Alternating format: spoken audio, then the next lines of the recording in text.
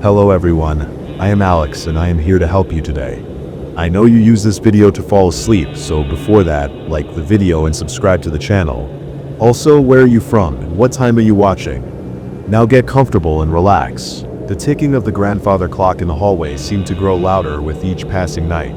Its metronome-like rhythm was no longer a comfort but a countdown to something I couldn't name. 3 weeks into my countryside retreat, sleep had become my enemy. I lay in bed, eyes fixed on the ceiling beams, listening to the old house breathe around me. Wood contracting, pipes groaning, and something else, something that moved with purpose. I came here seeking peace. What I found was anything but. The listing described it as a charming rural getaway with authentic period features, real estate speak for too remote to appeal to most, and hasn't been renovated since the Carter administration. But after 6 months of crushing deadlines and panic attacks in my downtown apartment, the peeling wallpaper and creaking floorboards felt like a fair trade for silence. 3 months away from the city's constant drone, that was the prescription I'd written myself. The house sat at the end of a long gravel driveway, half a mile from the nearest neighbor, surrounded by a meadow that gave way to dense woods. Single story with a steeply pitched roof and windows that seemed too small for the facade, like narrowed eyes watching approaching visitors. The property manager, a thin man with perpetually moist palms, had handed over the keys with surprising reluctance. He'd mentioned something about previous tenants rarely completing their lease terms. I'd attributed it to city folks underestimating rural isolation. The first few days passed in blessed monotony. I slept 10 hours straight each night, waking to birdsong instead of car alarms. I set up my laptop on the kitchen table, facing the large window overlooking the backyard. My work productivity doubled. I breathed easier. The tightness in my chest loosened. Then came the first morning I found the kitchen door ajar. It wasn't much, just an inch or so between door and frame. But I distinctly remembered sliding the deadbolt into place the previous night. I always checked the locks twice. City habits die hard. I inspected the frame and lock for damage but found nothing. It must have been the settling of the old house, I reasoned. Or perhaps I'd been more exhausted than I realized and had forgotten to secure it properly. The second time it happened, 3 days later, I couldn't dismiss it so easily. I had developed a ritual of checking each lock before bed, tugging on handles to confirm they were secure. Yet there it was again, the kitchen door, slightly open, morning light spilling through the gap. I examined the ancient lock, wondering if the mechanism was failing. When I pushed the deadbolt across, it caught with a satisfying thunk. Functional then. Just to be certain, I placed a chair under the doorknob that night. Morning came. The chair remained wedged in place, but the deadbolt was unlocked. I told myself there must be a logical explanation. Old houses had quirks. Perhaps temperature changes caused the metal to contract. Maybe I was sleepwalking. I'd never done so before, but stress could trigger unusual behaviors. Seeking reassurance, I called the property manager, keeping my tone casual as I inquired about the house's history and any known issues with the doors. His response came after a significant pause. No, he wasn't aware of any problems with the locks.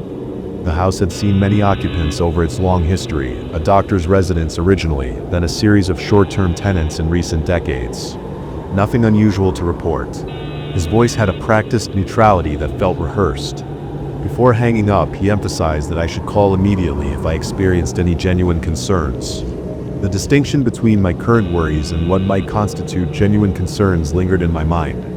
That night, I lay awake longer than usual, listening to the house's symphony of small sounds. The wind whistled through cracks in the window frames, the heating system knocked and pinged, and the wooden roof beams expanded and contracted.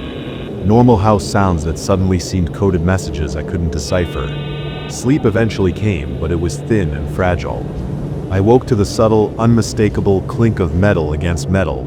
The sound was deliberate, not the random settling of a house, but purposeful movement.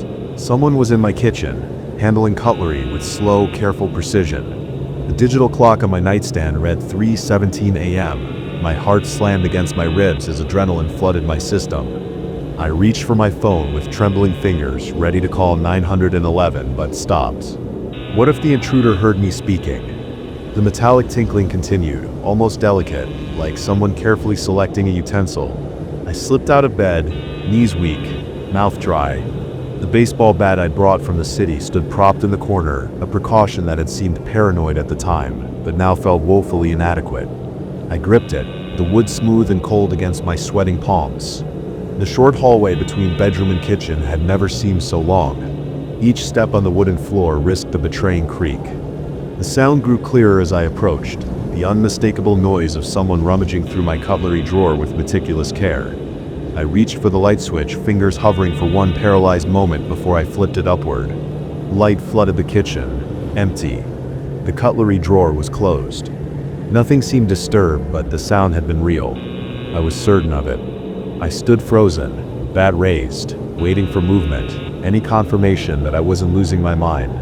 The kitchen remained still and ordinary, countertops clean, chairs pushed in, morning coffee mug dried beside the sink. I checked the door, locked, deadbolt engaged, chair still wedged beneath the handle. After searching every corner of the house and finding no signs of intrusion, I returned to bed but didn't sleep. Couldn't sleep. Something was in the house with me, something I couldn't see but could feel, watching me from the dark corners of each room. Morning brought no relief. I woke from what little sleep I'd managed, my body aching as if I'd spent the night in physical combat rather than lying motionless in bed. My jaw hurt from clenching. My shoulders felt wound tight as springs. The kitchen door was fully closed, locked, and barricaded, exactly as I'd left it. I began keeping a journal, documenting each incident, each strange sound, each inexplicable feeling. The act of recording gave me a sense of control, however illusory. The entries followed a pattern, strange sounds in the night, investigation yielding nothing concrete, followed by a day of rationalization and a night of renewed terror.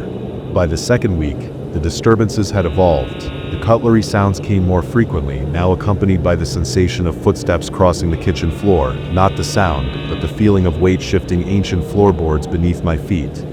The temperature would drop suddenly in certain rooms, my breath fogging in air that had been comfortably warm just moments before. I installed battery-operated security cameras, their red recording lights providing small comfort in the darkness. Each morning I would review the footage with desperate hope, only to find nothing but empty rooms and the occasional shadow that could be attributed to passing headlights on the distant road. Sleep deprivation began taking its toll. During video calls, colleagues commented on my appearance, the dark circles under my eyes, my delayed responses, the way I would sometimes glance suddenly over my shoulder at nothing they could see. I fabricated a story about an ongoing renovation causing noise problems. It was easier than trying to explain what was really happening, especially when I didn't understand it myself. The night it all escalated remained seared into my memory. I had fallen into an exhausted sleep around midnight, lulled by the rain drumming against the roof. I jerked awake at 2:14 a.m. I'd begun waking at almost exactly the same time each night, but this time something was different. The darkness felt thicker, more substantial. The air in my bedroom seemed to have weight and texture, pressing against my skin like damp wool, and something was standing at the foot of my bed, not a person, at least, not entirely. It was more like the suggestion of a human form, a density in the darkness that absorbed what little ambient light filtered through the curtains. I couldn't make out features, just the shape approximately my height, but somehow wrong in its proportions. Arms too long, shoulders at an odd angle. I couldn't move, not even to scream. My body felt pinned to the mattress by an invisible force. The only things I could control were my eyes, which remained fixed on the figure, afraid that if I blinked, it would be closer when I opened them again. We remained in the standoff for what felt like hours, but was probably only minutes. Then, with a suddenness that startled a gasp from my paralyzed lungs, I could move again. I scrambled for the bedside lamp, fingers clumsy with terror. Light flooded the room. It was empty. Of course, I didn't return to bed. Instead, I spent the remainder of the night in my car, doors locked, engine occasionally running to ward off the pre-dawn chill. When morning finally broke, I called the property manager, abandoning all pretense of casual inquiry. His voice was tight when I described what had been happening. He asked if I'd found anything in the house, specifically in the kitchen or beneath it. When I pressed him for an explanation, he claimed he'd need to consult the property records and would call back. He never did. Using the spotty rural internet connection, I researched the property's history. There was little to find, just property tax records and a brief mention in a local historical society document about the original owner, a doctor who had practiced from home in the early 1900s. Nothing nefarious, nothing that would explain what was happening. That afternoon, I drove into town and visited the local library. The elderly librarian recognized the address immediately when I inquired about the house.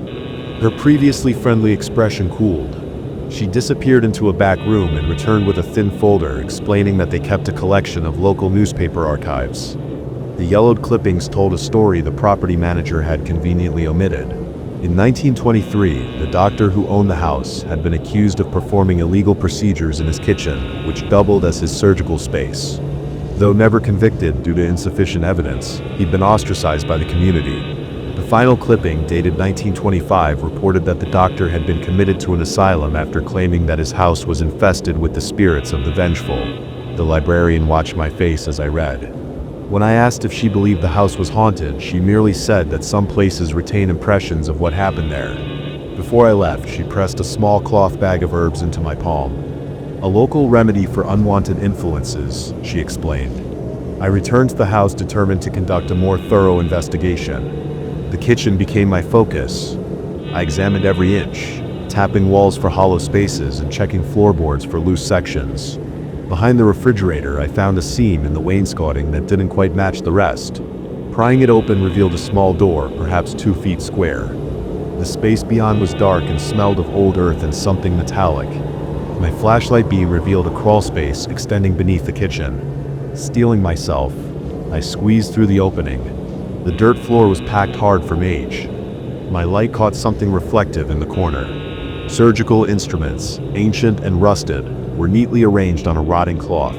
Beside them lay a leather-bound book, its pages swollen with decades of dampness. The journal contained detailed notes on procedures performed, patients' names reduced to initials. The handwriting grew increasingly erratic in later entries, devolving into rambling passages about them coming back night after night, standing at the foot of his bed, following him through the house, touching his instruments, reminding him of his failures. I was so engrossed in reading that I almost missed the sounds above me, the now familiar clink of metal against metal, but it was only mid-afternoon. The disturbances had never occurred during daylight hours. Heart pounding, I scrambled back through the small door and into the kitchen. Sunlight streamed through the windows, illuminating empty countertops.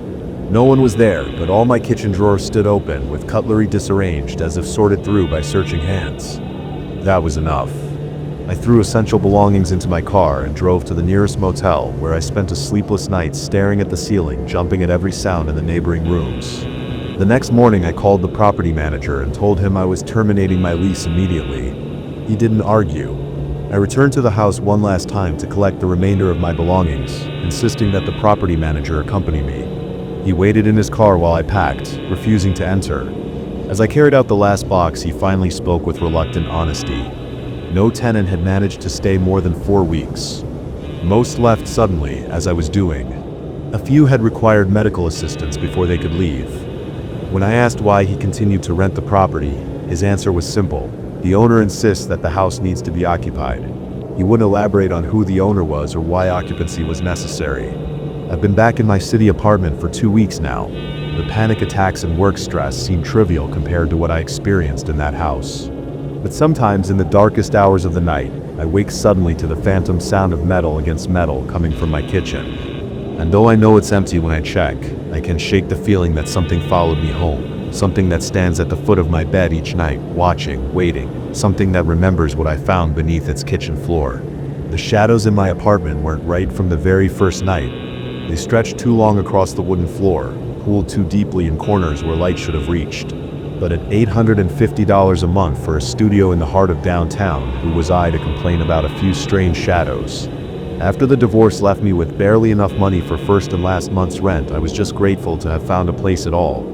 That was before I understood what the darkness in apartment 307 was hiding. The century-old brick building had seemed like a character-filled sanctuary after months of sleeping on my brother's couch. The real estate agent had called it historic charm, the way the hardwood floor creaked with each step, how the copper pipes knocked when the radiator kicked on, and the thickness of walls that had witnessed decades of tenants come and go. Now I understand why the previous tenant left so abruptly, and why no one questioned my eagerness to sign a lease without a thorough inspection. It started with small disturbances the first week. I noticed how the temperature would drop suddenly in the main room, a chill that would appear without warning and disappear just as mysteriously. My breath would cloud in front of me for a few seconds, and then the air would warm again, as if nothing had happened. I blamed it on the building's ancient heating system and added another layer to my bedding. Then came the sounds. Subtle at first, a faint scratching within the walls that I attributed to mice, the occasional thump from above that I assumed was the tenant in 407, but soon I began to notice patterns. The scratching only happened between 2:17 and 2:43 a.m., which I know because I started logging the times in a notebook kept by my bedside, initially to compile evidence for a complaint to the building manager. The thumping from above came in groups of 3. Always 3, even though I later discovered that apartment 407 had been vacant for months.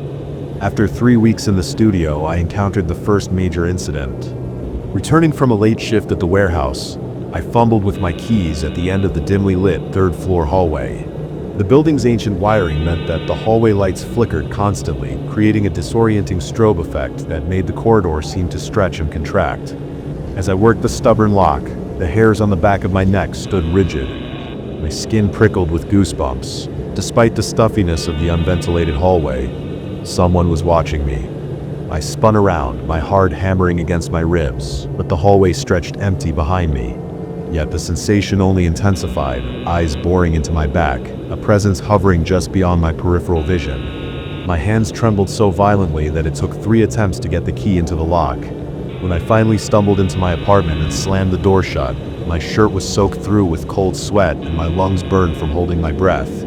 That night, I convinced myself it was just exhaustion. Divorce, financial strain, and 60-hour work weeks would make anyone paranoid. But the feeling returned the next evening and the one after that until going home became an exercise in controlled terror. I began to hear them soon after. The whispers, always when I was alone in my apartment, always when the building had gone quiet for the night. At first they were so faint I thought they might be coming from the adjacent apartment, muffled voices engaged in hushed conversation. But Mrs. Abernathy in 306 was 87 and lived alone, and 308 had been under renovation for months. I pressed my ear against each wall, trying to locate the source, but the whispers seemed to shift, always coming from wherever I wasn't looking. I couldn't make out words exactly, just the cadence of urgent communication, the rising and falling tones of multiple voices speaking over each other. Sometimes they would stop abruptly if I moved too quickly or turned on a light. Other times they would grow louder when I tried to sleep, as if encouraged by my vulnerability. Sleep became a luxury I could rarely afford. My work performance suffered. Dark circles formed under my eyes, and my hands developed a constant subtle tremor. My supervisor at the warehouse pulled me aside to ask if I was okay, and I couldn't even muster the energy to be offended. How could I explain that the 3 hours of sleep I managed to get each night were haunted by dreams of being watched by something that lurked in the corners of my room? The shadows were the worst part. In the 6 weeks since moving in, I had begun to notice one particular shadow that didn't behave like the others. It appeared in the corner of the main room near the kitchenette, a dense black silhouette that seemed more solid than a mere absence of light. It never appeared when lights were on, only revealing itself in the half-darkness of dawn or dusk, or when only my small bedside lamp illuminated the studio.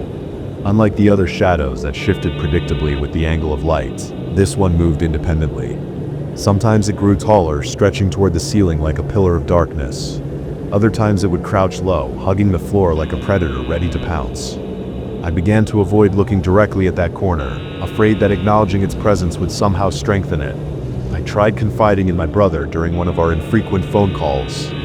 He listened patiently as I described the whispers, the sensation of being followed, the shadow that moved on its own. When I finished, the silence on the line stretched uncomfortably before he suggested, with careful neutrality, that perhaps I should talk to someone professional. The concern in his voice made it clear what he was thinking, that the divorce had broken something in me, that I was having some kind of breakdown. Maybe he was right. By the 8th week, I had developed routines to manage my fear.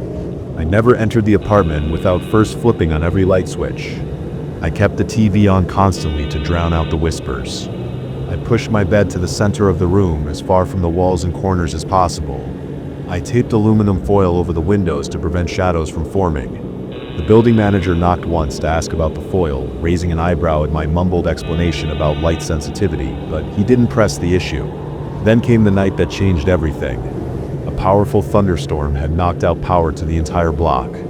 I returned from work to find the building swathed in darkness. My phone battery was at 12%, not enough to provide sustained light. With shaking hands, I dug out the emergency candles I'd stashed in my backpack after the whispers began. The match flared, momentarily blinding me as I lit the first candle. The small flame cast long, dancing shadows across the walls of my studio. I froze, watching in horror as the darkness in the corner by the kitchenette seemed to absorb the candlelight rather than be dispelled by it. The shadow there was denser than ever, a black hole amid the gloom. As I stared, unable to look away, the whispers started louder than I'd ever heard them before. No longer muffled, they filled the room with a cacophony of urgent hissing voices. I still couldn't make out distinct words, but the tone had changed. There was an undercurrent of excitement, of anticipation. My breath came in short, painful gasps. Sweat trickled down my spine despite the chill that had descended on the room. I backed away from the corner toward the door, but froze when I felt something brush against the back of my neck, a cold touch like fingers made of fog. The candle flickered violently, and in that moment of wavering light, I saw the shadow move. It detached itself from the corner and stretched across the floor, not flowing like spilled ink, but moving with purpose, with intention. My legs gave out beneath me, and I collapsed onto the hard wooden floor, the impact sending jolts of pain up my spine. The candle rolled from my hand, extinguishing itself and plunging the room into perfect darkness. In that blackness, I finally saw it clearly for the first time. With my phone's flashlight feature fumbled on with trembling fingers, the shadow had formed now, a silhouette that suggested shoulders, a torso, a head without distinct features. It hovered at the edge of my phone's meager light, neither advancing nor retreating, watching me with an attention that felt like physical pressure against my skin. The whispers reached a crescendo around me, and suddenly, with terrifying clarity, I could understand one phrase repeated over and over: "You see us now." My throat constricted with terror. I couldn't scream, couldn't move, could barely breathe as the shadow figure took one gliding step toward me, then another. My phone's flashlight began to dim, its battery failing at the worst possible moment.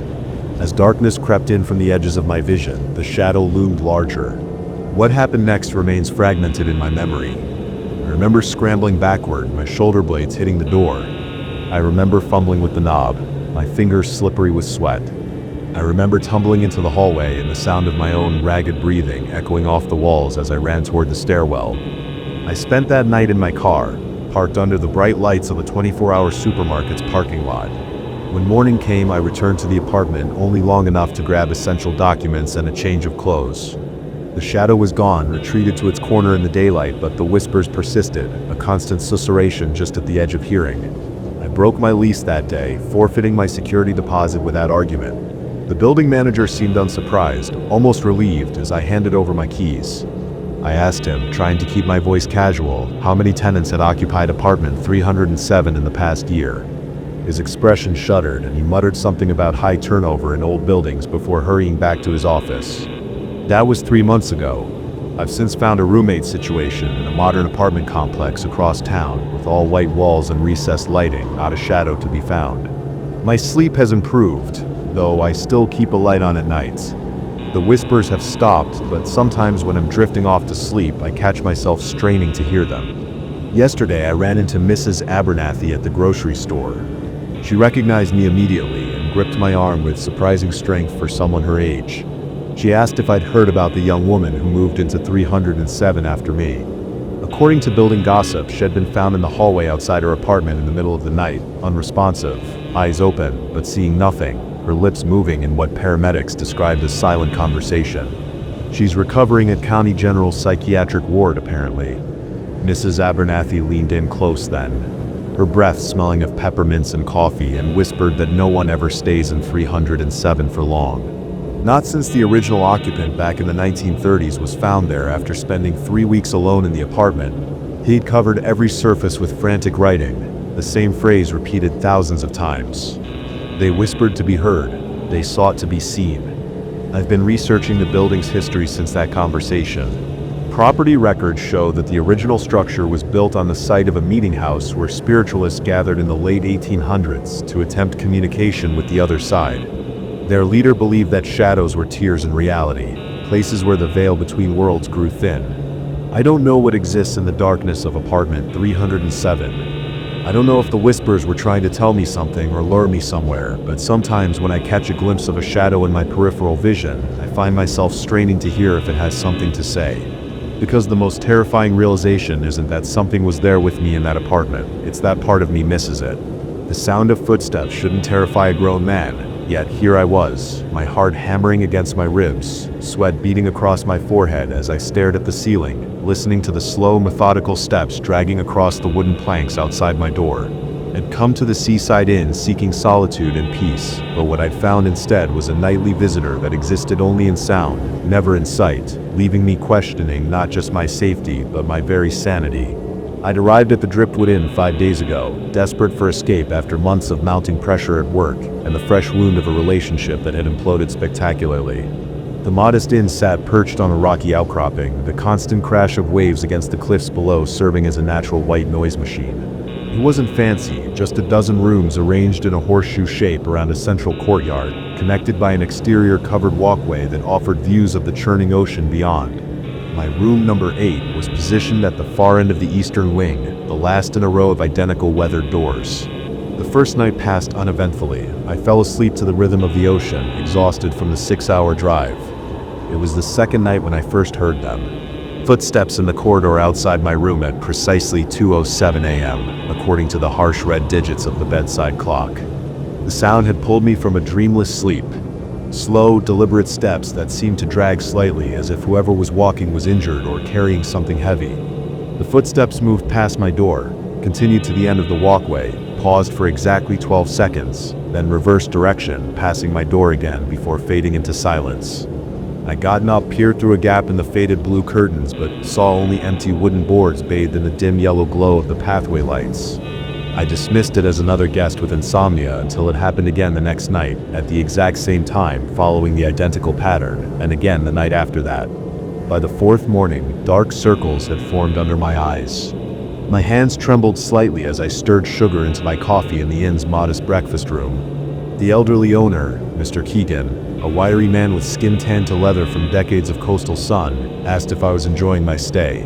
When I mentioned the nocturnal disturbances, his weathered face twitched almost imperceptibly. He offered a tight smile that didn't reach his eyes and stated that the old corridors always had strange noises, just the wood expanding and contracting with temperature changes, nothing to worry about. But wood doesn't expand and contract in footstep patterns, and temperature changes don't occur with clockwork precision at 2:07 every morning. I spent that day walking the beach, trying to convince myself that I was being ridiculous. Yet I couldn't shake the crawling sensation between my shoulder blades, a feeling of being watched that persisted even when I was alone on stretches of empty shore. I found myself taking photos of the inn from different angles, studying them later on my phone, searching for what, exactly? I couldn't say, but something about the place felt wrong in a way I couldn't articulate. That evening, I noticed things I'd overlooked before, the way other guests seemed to avoid eye contact in the common areas, how conversations would halt abruptly when I entered the breakfast room, the strange collection of nautical knots framed behind the front desk, intricate, complex patterns that seemed to form symbols if you stared at them long enough, and the fact that despite the inn being supposedly at capacity according to Mr. Keegan, I'd only ever seen 4 other guests. I returned to my room early, determined to stay awake until 2:07 a.m. I positioned a chair next to the door, leaving the curtains partially open to allow in the moonlight. I didn't want to turn on lights that might alert whatever or whoever was making those footsteps that I was waiting.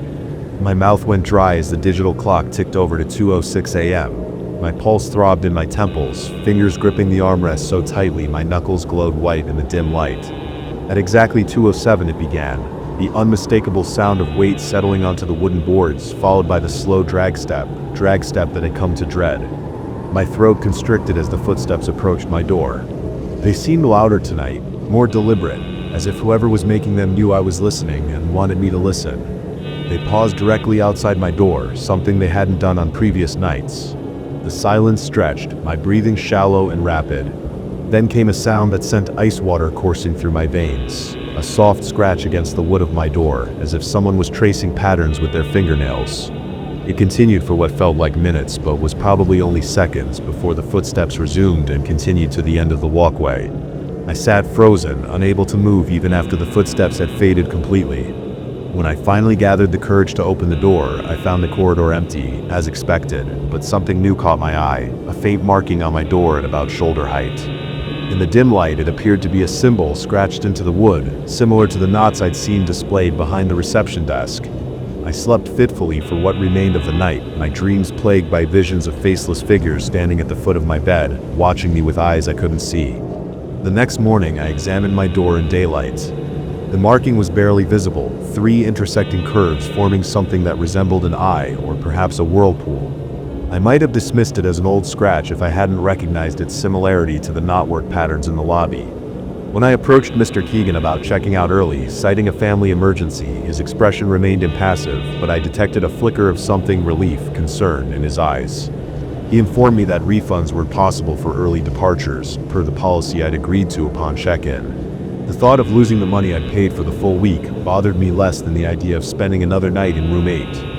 As I turned to leave, he called after me, suggesting I might prefer to switch to a different room, perhaps number 3, on the opposite wing, which had a much better view. Something in his tone made my skin prickle. I declined, saying I'd stay in my current room for the remainder of my booking. I'm not sure why I lied. Some stubborn part of me refused to be chased away, while another part, one I didn't fully understand, needed to know what was happening. I spent the afternoon in town, browsing the local library's collection of regional history books. I found nothing specific about the Driftwood Inn, but discovered unsettling references to coastal disappearances dating back decades, primarily lone travelers who come to this stretch of coastline and simply vanished. Local legends spoke of the sea claiming those who were drawn to its voice, whatever that meant. I returned to the inn as dusk settled, a knot of dread tightening in my stomach with each passing hour. I tried to distract myself with television, but the ancient set produced only static-filled images and distorted sound. My phone showed no service, not unusual given the remote location, but tonight it felt deliberate, isolating. At midnight, I prepared for what I knew would come. I pushed the room's heavy dresser across the floor, positioning it against the door. I placed a glass of water on its surface, recalling that I had read somewhere that vibrations would disturb the water's surface, potentially revealing movement too subtle for the human eye. Then I waited, sitting on the edge of the bed, every muscle tense. The minutes crawled by with excruciating slowness. At 2:05, the temperature in the room plummeted so suddenly that my breath clouded in front of my face. The bedside lamp flickered once, twice, then stabilized, casting long shadows across the walls. I watched the digital clock, my hands trembling uncontrollably as it changed to 2:06, then 2:07. The footsteps began, but something was different tonight. They started not at the far end of the corridor, but directly outside my door. The water in the glass rippled, tiny concentric circles expanding outward. A crushing weight seemed to press against my chest, making each breath a conscious effort. Drag step, moving away from my door now toward the end of the walkway. Then silence for exactly 12 seconds, followed by the returning footsteps. As they approached my door again, the dresser began to vibrate subtly against the floor.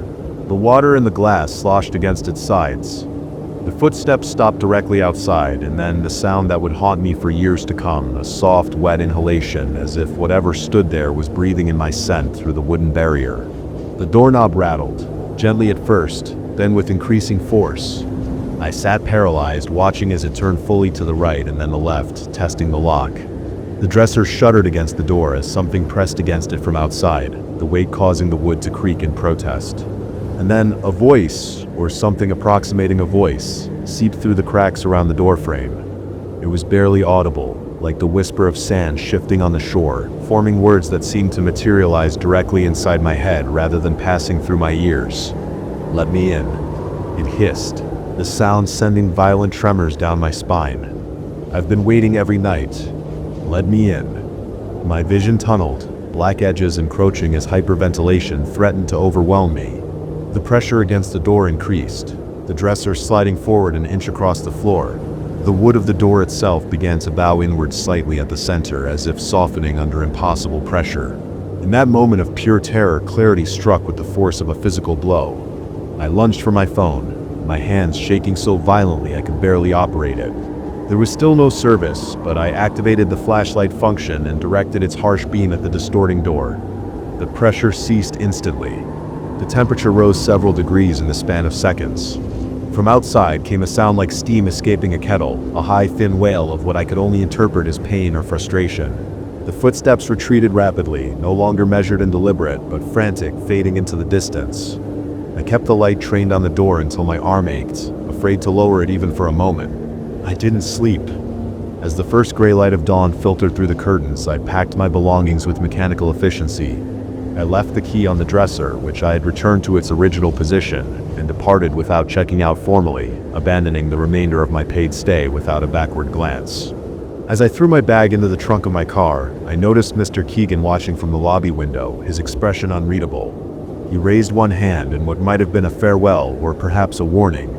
I've spent months researching the Driftwood Inn since my return home. Property records show it's changed ownership 17 times in the past 60 years, an unusually high turnover rate. I found archived newspaper clippings mentioning strange occurrences in the area, including multiple reports of night terrors experienced by guests at various local accommodations. Most disturbing was what I discovered about Room 8 specifically. In a forum dedicated to paranormal experiences, I found an account from 1998 describing identical footsteps outside that same room.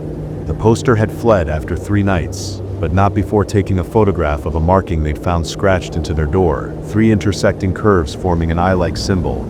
I don't know what walked that corridor at the Driftwood Inn. I don't know why it chose my door, or what would have happened had the dresser not held. What I do know is that something was collecting visitors there, something that required permission to enter that couldn't bear the direct light of human technology, that had patience spanning decades.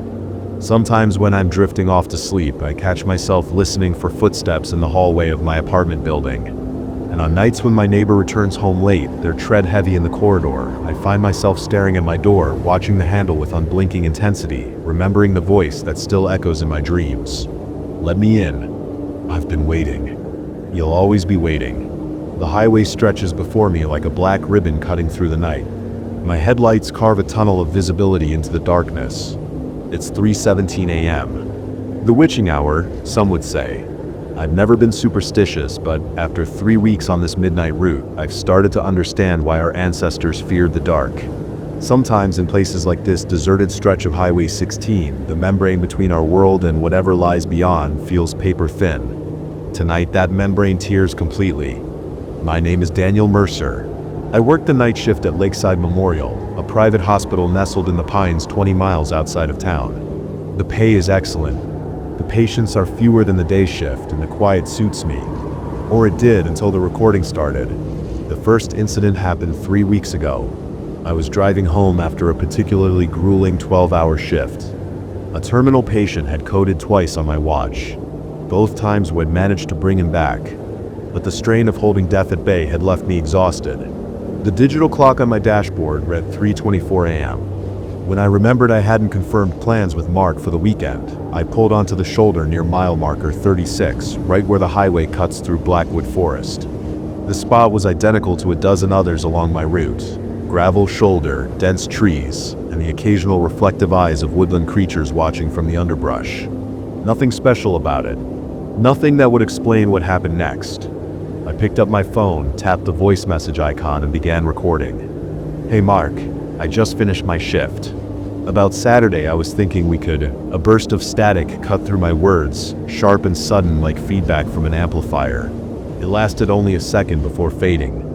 I figured it was just cellular interference, not uncommon in these remote stretches. I finished my message, hit send, then played it back to make sure it was audible. My blood ran cold. Beneath my voice, barely perceptible but unmistakably there, was another voice. It wasn't speaking words so much as exhaling them. A whisper that seemed to crawl underneath my own voice. I couldn't make out what it said, but the cadence was wrong. All wrong. Like someone trying to imitate human speech without understanding how our lungs and vocal cords function, I deleted the message immediately. My rational mind supplied explanations. Radio interference, cross signals, some quirk of digital compression. But the primitive part of my brain, the part that evolved to fear the dark and what might lurk within it, knew better. Something had hijacked my message. Something had spoken when I wasn't aware of anyone listening. I drove the rest of the way home with the radio blasting, desperate to drown out the memory of that whisper. The next night was my day off. I slept poorly, dreams filled with static and voices calling my name from distant rooms. When I returned to work the following evening, I asked the other night shift nurses if they'd ever experienced anything strange on their commute home. They shared the usual horror stories: deer darting across the road, falling asleep at the wheel, the occasional drunk driver, but nothing like what I'd heard. Steve, an orderly who'd worked at Lakeside for 15 years, mentioned that the stretch near Blackwood had poor reception. Something about the geography, he said. The locals called it the dead zone. For the next few nights, I avoided sending any messages during my drive, but curiosity gnawed at me. The rational part of my brain needed an explanation, something concrete to file away and forget. So 5 nights after the initial incident, I pulled over at the exact same spot. The night was moonless, the darkness absolute, except for my headlights. I rolled down my window slightly, listening. Nothing but the ambient sounds of the forest, wind through pine needles, distant owl hoots, the occasional rustle of small animals in the underbrush. I started recording. "Testing, just a test message," I said, keeping it brief. The static returned, louder this time. It didn't just interrupt my voice, it seemed to swallow it. And when I played it back, the whispering was clearer, still unintelligible, but now I could discern multiple voices overlapping, speaking in what sounded like urgent tones. They reminded me of patients coming out of anesthesia, that confused muttering as consciousness returns, but before coherence. My hands trembled as I deleted the recording. The car suddenly felt too small, too exposed. I rolled up my window, locked the doors, and drove away, pushing well past the speed limit. Over the next 2 weeks, I took a different route home, a 40-minute detour that added significant time to my commute. I told myself it was to avoid construction, but I knew the truth. I was avoiding mile marker 36. The strange thing was, I found myself thinking about it constantly. The whispers had embedded themselves in my mind. I would catch myself straining to understand them, as if the meaning might suddenly become clear in retrospect. Sleep became elusive. When I did manage to drift off, I dreamed of standing in the middle of that empty highway. My phone held up like an offering, while shadows gathered at the tree line. Last night, exhaustion and pragmatism won out over fear. The detour was adding stress to an already demanding schedule, so I decided to take my usual route home but drive straight through without stopping. No recordings, no temptations of whatever dwelled there. Just drive and get home. The plan worked fine until my sister called. Sarah never calls late, and my mind immediately went to our mother, whose health had been declining. I had to answer. The call dropped almost immediately, just as I was passing mile marker 36. The display showed no service, despite having full bars moments before. I knew I shouldn't stop. Every instinct screamed against it, but if something had happened to Mom, I needed to know. I pulled over in the exact same spot as before and tried calling Sarah back. Nothing. Text messages failed to send. With growing dread, I decided to send her a voice message which would deliver once I regained service. The moment I hit record, the static returned. A wall of electronic noise so loud I dropped my phone. It continued emanating from the speaker, growing in intensity. I fumbled to cancel the recording, but the screen had frozen. The static began to resolve itself into voices, dozens of them, overlapping in a cacophony of whispers. Still unintelligible individually, but collectively forming a pattern that almost made sense. Then my headlights flickered once, twice, and went out completely. The engine stalled. In the sudden silence and darkness, the whispers from my phone seemed to fill the car, spilling out into the night around me. My skin prickled with goosebumps as I realized the whispers weren't just coming from my phone anymore. They surrounded the car. I could hear them just beyond the glass, a chorus of desperate, urgent murmuring. With shaking hands, I tried the ignition, but nothing. The car was dead.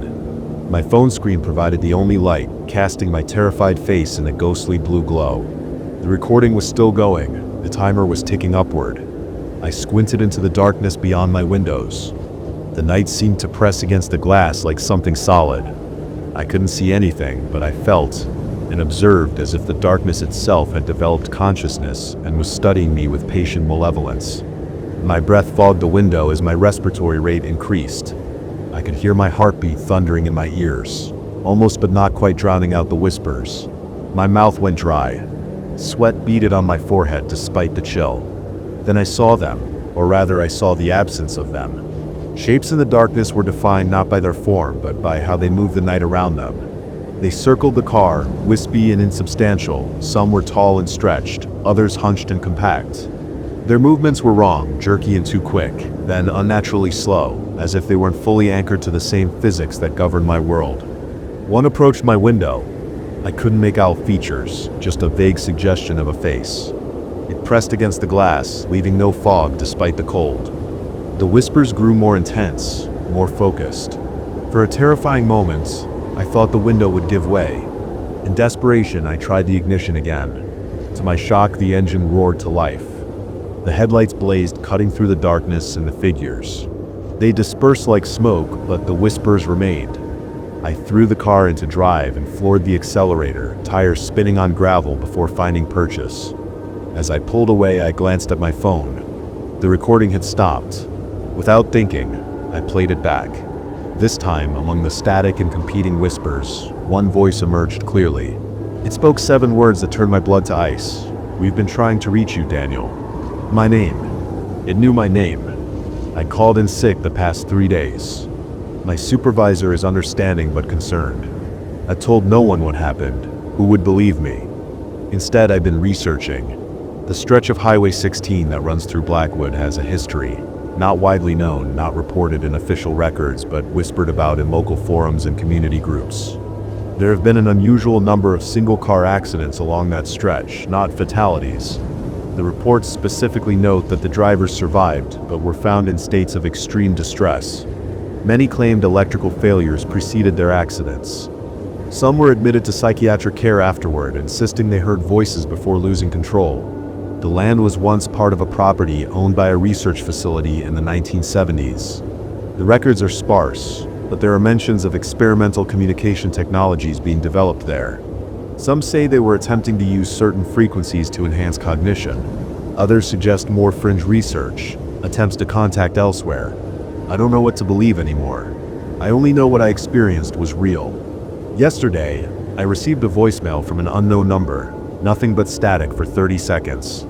Then, barely audible, mile marker 36. "Midnight, we need you to listen. Tonight is my first shift back at work. I've requested a transfer to day shifts, but it will take weeks to process. Until then, I have decisions to make. Do I take the long detour home? Do I dare stop at mile marker 36 again? Part of me is terrified at the thought, but another part, a growing part, needs to understand. The voices know me. They've been trying to reach me specifically. Why? What message is so important that it bleeds through from wherever or whatever they are?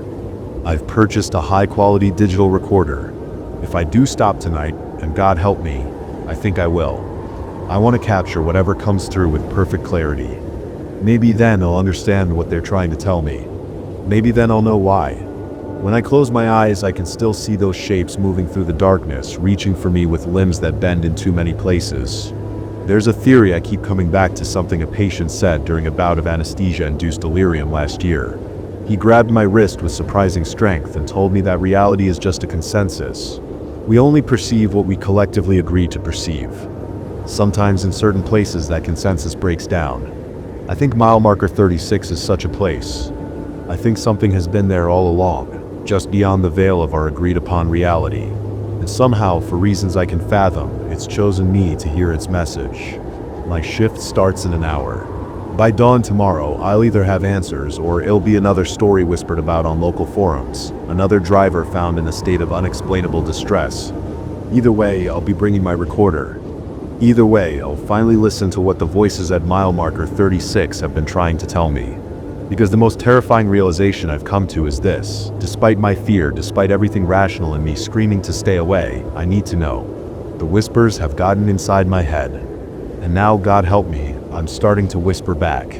The first night I heard it, I dismissed it as nothing, a faint murmur of voices drifting through the walls. Just another ambient noise in a house that was never truly silent. By the third night, I couldn't ignore it anymore. The sound had a rhythm, a pattern, like a newscast playing at low volume. But my television was off. It had been off for hours. Living alone in this row house had never bothered me until now. The shared wall with my neighbor had always seemed solid enough, almost soundproof. In the 2 years I'd lived here, I'd barely heard anything beyond the occasional thump or muffled conversation. But this was different. This sound didn't belong. I live in a modest 2-story row house in a quiet suburban neighborhood. Nothing remarkable about it. Beige siding, small front yard, the kind of place that blends into the background of American life. Inside, the ground floor holds my living room, kitchen, and a small half bathroom. My bedroom and office occupy the second floor. Simple, functional, and until recently, comfortable. Tonight marks the 14th consecutive night of the Phantom broadcast. I lie in bed, staring at the ceiling, listening to the faint murmur emanating from downstairs. My digital clock reads 2:17 a.m. The voices downstairs continue their unintelligible conversation, the cadence rising and falling like a news anchor delivering the day's events to an audience of no one. My television is downstairs in the living room, unplugged for the past week in a desperate attempt to stop whatever this is. My heartbeat quickens as I swing my legs over the side of the bed. The wooden floor creaks beneath my feet. Cold sweat breaks out across my forehead, despite the mild temperature. I grab my phone for its flashlight and begin my nightly ritual of investigation. The staircase stretches before me, each step disappearing into darkness. As I descend, the broadcast grows more distinct, not louder but clearer somehow, as if my movement toward it improves its reception. I can almost make out words now, almost understand what's being said. My throat tightens with each step. My mouth goes dry. 3 steps from the bottom, the sound cuts out completely. Silence. Perfect. Absolute silence. I stand frozen on the stairs, my phone's flashlight beam dancing across the empty living room. Nothing has changed since I went to bed hours ago. The television sits dark and disconnected, a black mirror reflecting my own silhouette. The remote remains on the coffee table, untouched. No devices are on, no tablets, no laptops, no forgotten radio. I complete my search anyway, checking every corner, behind furniture, inside cabinets. I've done this so many times now that it's become mechanical. The tremor in my hands has become a permanent fixture. I've taken to biting my nails down to the quick, a nervous habit I thought I'd abandoned in college. My rational mind offers explanations. A neighbor's television, sound traveling through pipes, auditory hallucinations from stress or sleep deprivation. But none of these explanations satisfy the primitive part of my brain that just knows something is wrong in my home. After finishing my search, I return upstairs. The clock now reads 2:43 a.m. I sit on the edge of the bed, waiting. 3 minutes pass before it starts again. The low murmur of voices discussing unknown topics with urgent importance. I clench my fists, nails digging into my palms. The next morning, bleary-eyed and exhausted, I knocked on my neighbor's door. Dave is a middle-aged accountant, divorced, quiet. We exchange pleasantries a few times a month, but aren't close. When I ask about his television habits, his expression shifts from friendly to confused. He insists his only TV is in his upstairs bedroom, on the wall opposite our shared boundary. He never watches television downstairs, and certainly not at 2 a.m. The concern in his eyes makes me backpedal, laughing it off as a weird acoustics issue. I walk away with my stomach in knots, his gaze burning into my back. At work, I can barely focus. My eyes burn from lack of sleep, and twice my boss catches me staring blankly at my computer screen. I've taken to researching sound phenomena during lunch breaks, EVPs, audio pareidolia, infrasound. I've learned more about sound transmission through building materials than I ever wanted to know. I've read accounts of people who heard radio broadcasts through their dental fillings. I even called an exterminator to check for rodents in the walls, though the quiet, pitying look he gave me after his thorough inspection said everything. By week 3, I've installed sound recording equipment, 3 different apps on my phone, a digital recorder placed downstairs, and even a parabolic microphone pointed at the wall. Nothing captures the sounds I hear every night.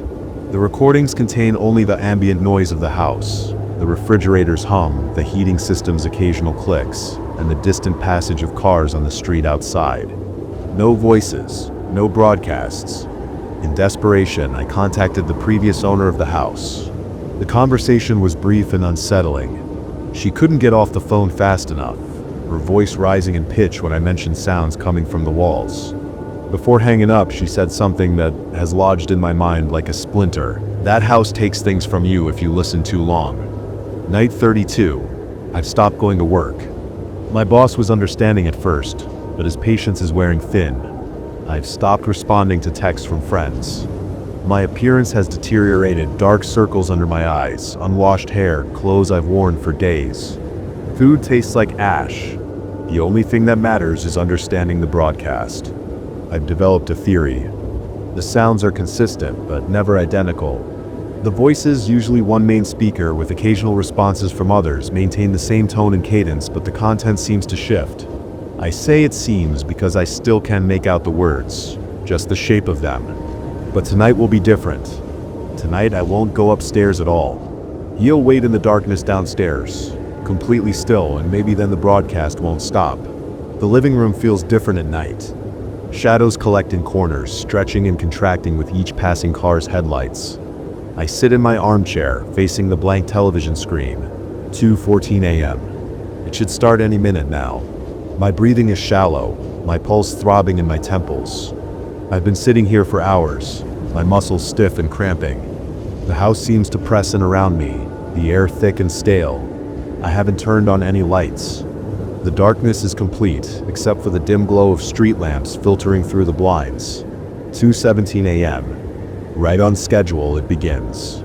The sound doesn't come from the walls, as I'd always assumed. It comes from the television itself. The screen remains black, but the voices emerge from it, clearer than I've ever heard them. My body goes rigid, every hair standing on end. Cold sweat runs down my spine as I lean forward, straining to understand. For the first time, I can make out words. A man's voice, professional and detached, describes what sounds like news items. But the events he's describing are wrong. A massive earthquake in New York City. The emergency evacuation of Chicago. A strange atmospheric phenomenon blocking satellite communications across the northeastern United States. None of this is real. None of this has happened. The voice continues, describing casualties and government responses. I realize with growing horror that he's describing events scheduled for tomorrow's date. My breathing becomes erratic, spots dancing before my eyes. I want to run upstairs, follow my usual pattern, and make it stop, but I force myself to remain seated. The broadcast continues uninterrupted for almost 20 minutes. Then, abruptly, it cuts to what sounds like a weather report. Severe storms, unprecedented barometric pressure drops. Residents advised seeking shelter immediately. The weather forecaster's voice breaks slightly, unprofessional emotion bleeding through as he gives the coordinates for the storm's epicenter. My address? He just read my exact address. The shaking starts in my hands and spreads until my entire body trembles uncontrollably.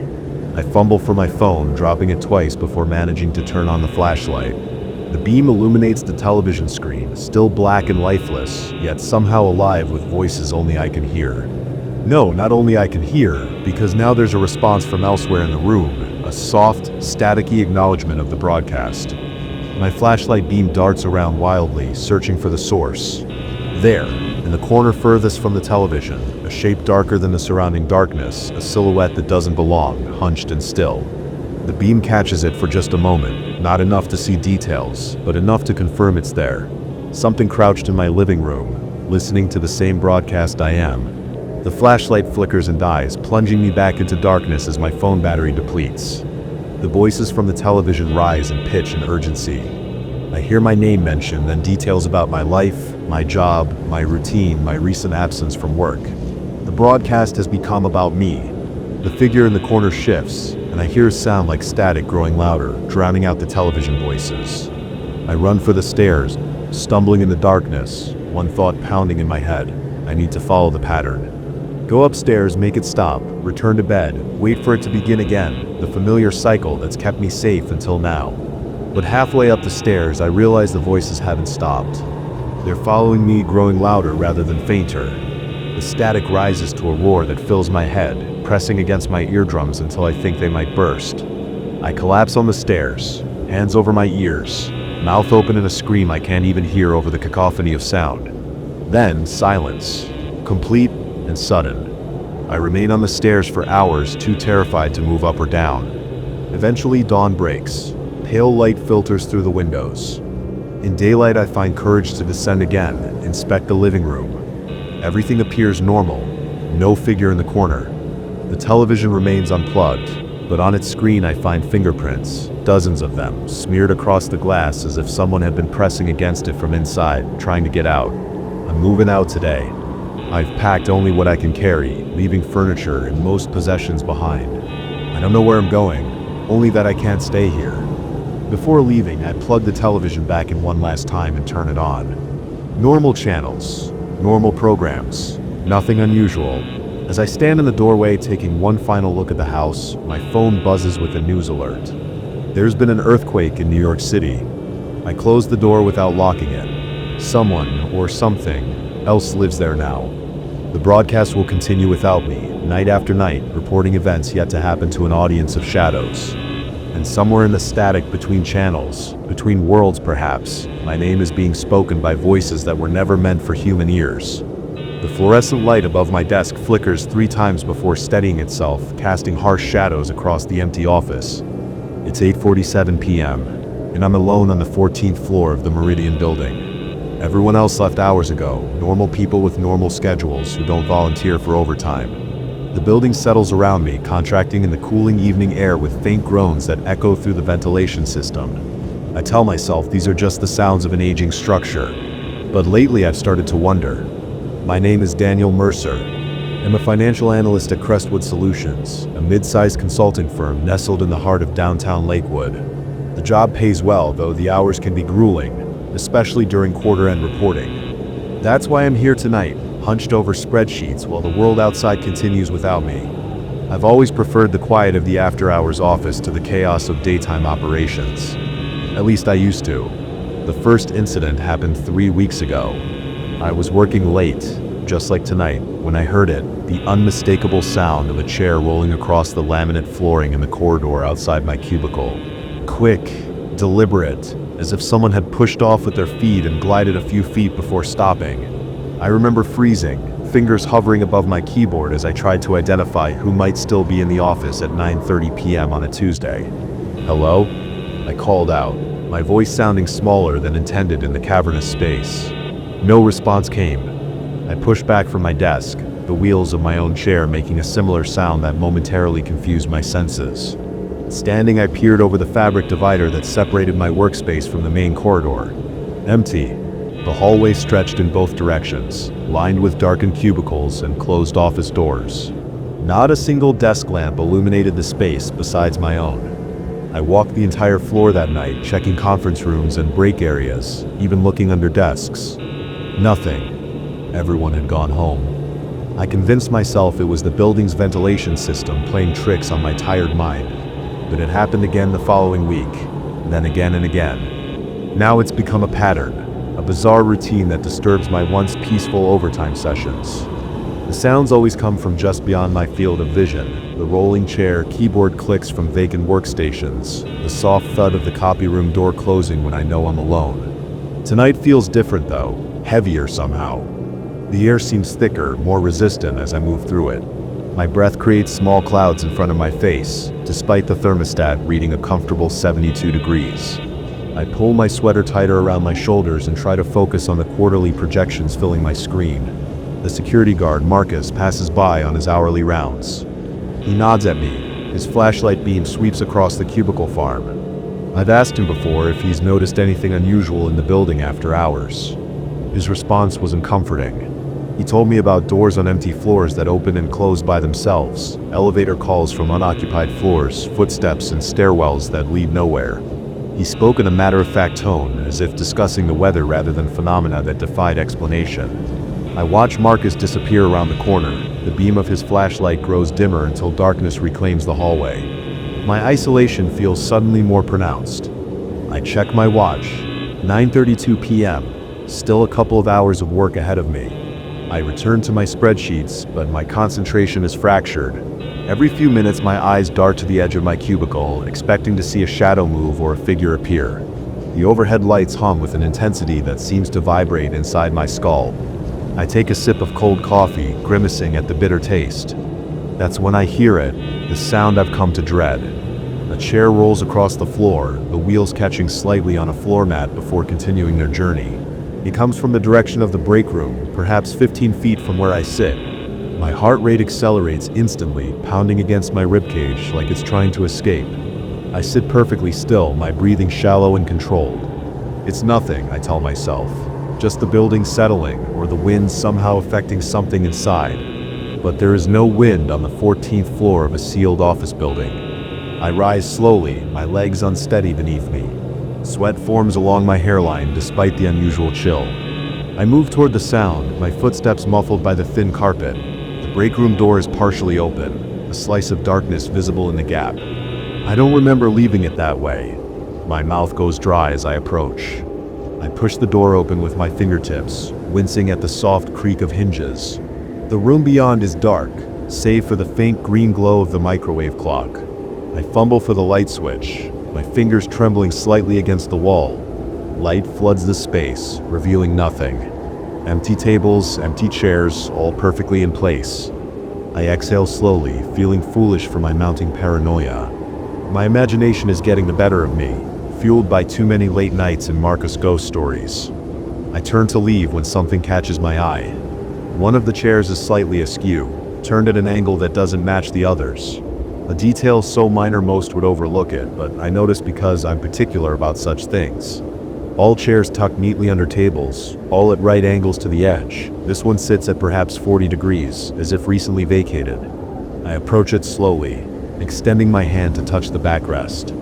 It's cold, colder than the ambient temperature of the room should allow.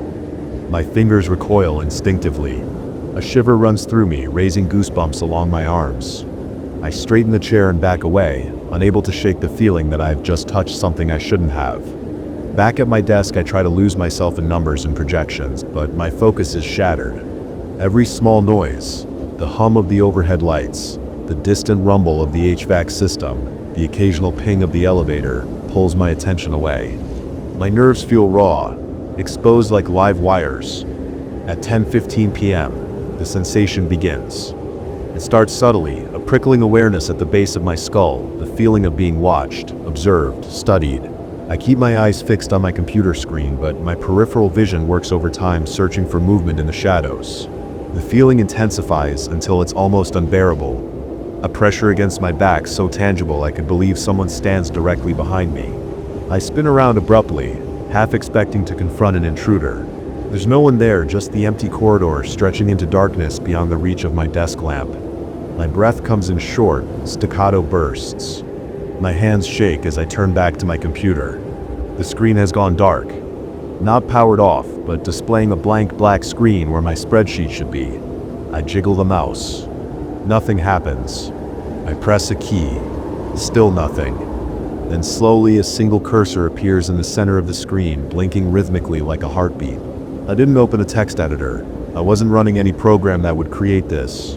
As I watch, paralyzed text begins to appear, one character at a time. YOUARENOTALONE. My blood turns to ice in my veins. I jerk back from the desk, the wheels of my chair catching on the carpet and toppling me backward. I hit the floor hard, pain shooting through my elbow and hip. For a long moment I lie there, staring up at the fluorescent lights, trying to process what I've just seen. It has to be a prank, someone from IT playing a sick joke. Or maybe I'm finally cracking under the pressure of too many late nights. I pull myself up and look at the screen again. My spreadsheet is there, exactly as I left it. No black screen, no cryptic message. Just columns of numbers and projections staring back at me. I run a trembling hand through my hair, suddenly aware of how hard I'm breathing, how my shirt clings to my sweat-dampened back. Am I losing my mind? I decide I've had enough for one night. The reports can wait until morning. I save my work and shut down my computer, gathering my things with shaking hands. My movements are hurried and uncoordinated. I drop my keys twice before managing to stuff them into my pocket. The elevator feels miles away. I walk quickly down the corridor, past darkened cubicles and closed office doors. The sound of my footsteps echoes unnaturally, as if someone else walks just slightly out of sync with me. I resist the urge to run. I press the elevator call button and wait, watching the numbers above the door. The car is on the 3rd floor, ascending slowly, too slowly. I glance back down the hallway toward my desk. The desk lamp I thought I'd turned off glows softly in the distance. I blink and it's dark again. My heart hammers against my ribs. A cold sweat breaks out across my forehead. The elevator continues its languid journey upward. 4, 5, 6. That's when I hear it again, the chair rolling across the floor behind me. Not a quick sound this time, but slow, deliberate, getting closer. I press the button repeatedly, frantically.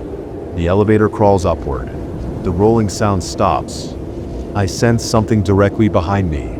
A presence so palpable that I can feel its cold breath on the back of my neck. My muscles lock in place. I can't turn around. I can face whatever stands there. The elevator chimes 14. The doors slide open with excruciating slowness. I lunge inside, punch the lobby button, and then close the door repeatedly. As the doors begin to shut, I finally find the courage to look back. The corridor is empty.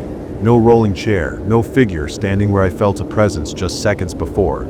Just as the doors are about to close completely, my desk lamp flickers on again in the distance, then off, then on again. A deliberate pattern, not random at all. The elevator descends. I lean against the wall, my legs barely supporting me. My reflection in the polished doors looks haggard, pale, eyes wide with fear. I barely recognize myself. In the lobby, Marcus looks up from his crossword puzzle, eyebrows raised at my disheveled appearance. "Calling it an early night, Mr. Mercer?" he asks. I nod, not trusting my voice. He studies me for a moment, concern evident in his weathered face. "You look like you've seen a ghost," he says, his tone light but his eyes serious. I force a weak laugh and tell him I'm just tired. He nods, but I can tell he doesn't believe me. As I turn to leave, he calls after me. "Mr. Mercer, if I were you, I wouldn't stay so late. This building, it changes after dark." I hurry out into the night, the cool air of blessed relief against my feverish skin. My car sits alone in the far corner of the parking garage. As I fumble with my keys, I glance back at the Meridian building. My eyes travel up to the 14th floor.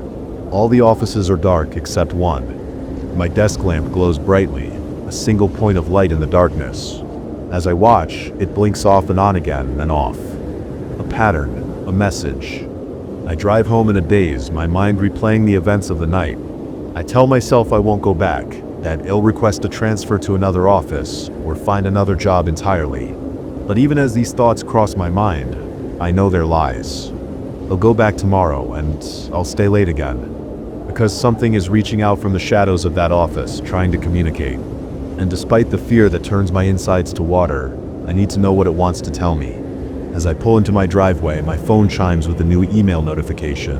It's from my own work account, sent just moments ago. The subject line reads simply, "See you tomorrow." I don't open it. I don't need to. I already know I'll be back at my desk after hours, waiting in the shadows. Waiting to learn what shares that empty office with me when the sun goes down. Waiting to discover why, of all people, it has chosen me. The cold in this place doesn't feel natural. It seeps through the walls like a living thing, searching, probing for weakness. Even now, as I sit huddled before the blazing fireplace, that unnatural chill traces icy fingers along my spine. 3 months ago, I bought this mountain chalet as an escape, a weekend sanctuary from my hectic life in the city. Now I'm trapped in a nightmare of my own making, questioning every shadow, every sound, and every fleeting scent that drifts through these wooden rooms. And the most terrifying thought of all is that I'm no longer certain I'm alone here. My name is Daniel Mercer. I'm 40 years old, divorced. And until recently, I believed myself to be a rational, level-headed person. That was before I purchased this place. A charming A-frame chalet nestled in the Blue Ridge Mountains, surrounded by towering pines and breathtaking views.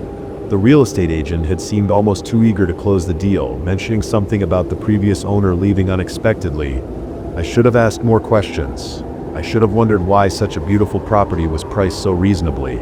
But I was entranced by the isolation, the silence, and the promise of peace. The first night I spent here remains vivid in my memory. After unpacking my SUV and arranging my basic necessities, I opened a bottle of whiskey to celebrate my new retreat. The autumn evening was cool but pleasant, with a crescent moon hanging low in the darkening sky. I remember standing on the wraparound porch, glass in hand, breathing in the pine-scented air, and feeling a profound sense of satisfaction. This was exactly what I needed. Distance from the divorce papers, the empty apartment, the sympathetic glances from colleagues. But as night fully descended, something changed. The temperature dropped precipitously far beyond what the weather forecast had predicted. Inside, despite the newly serviced heating system running at full capacity and a fire crackling in the stone fireplace, the cold persisted. It wasn't the ambient temperature, thermometers read a comfortable 72 degrees, but rather a localized cold that seemed to follow me from room to room. That first night I convinced myself it was simply an adjustment period, my body acclimatizing to the mountain elevation. I put on an extra sweater, poured another whiskey, and eventually fell into a restless sleep on the leather sofa before the dying fire. The sound woke me just after 3 a.m., the slow, deliberate creaking of wooden boards, the unmistakable cadence of footsteps moving across the front porch. My heart hammered against my ribs as I jolted upright, instantly alert. The footsteps continued. Step, pause, creak, step, pause, creak, moving methodically across the length of the porch. I grabbed the poker from the fireplace and approached the front door, my hand hesitating on the deadbolt. The footsteps stopped directly outside. The porch light revealed nothing but swaying tree shadows and fallen pine needles. No footprints disturbed the light dusting of frost that had formed on the wooden planks. I made a complete circuit of the property, with my flashlight beam cutting through the darkness, finding nothing but the sighing wind and watchful trees. When I returned inside, locking the door securely behind me, a new sensation awaited, the faint, barely perceptible scent of perfume hanging in the air, something floral yet earthy, like wildflowers mixed with damp soil. I searched every room, opened every closet, convinced that someone must have entered the shelter while I was outside. But the doors remained locked, the windows secured, and the alarm system untriggered. That was the beginning. Each weekend I returned, determined to enjoy my investment, to dismiss what had happened as a combination of unfamiliar house sounds and an overactive imagination fueled by whiskey and solitude. Each weekend the phenomena intensified. The cold spots became more defined, more purposeful. They would materialize suddenly in rooms I was about to enter, as if something was waiting for me. The temperature would plummet so severely that my breath would fog in the air, only to return to normal when I retreated.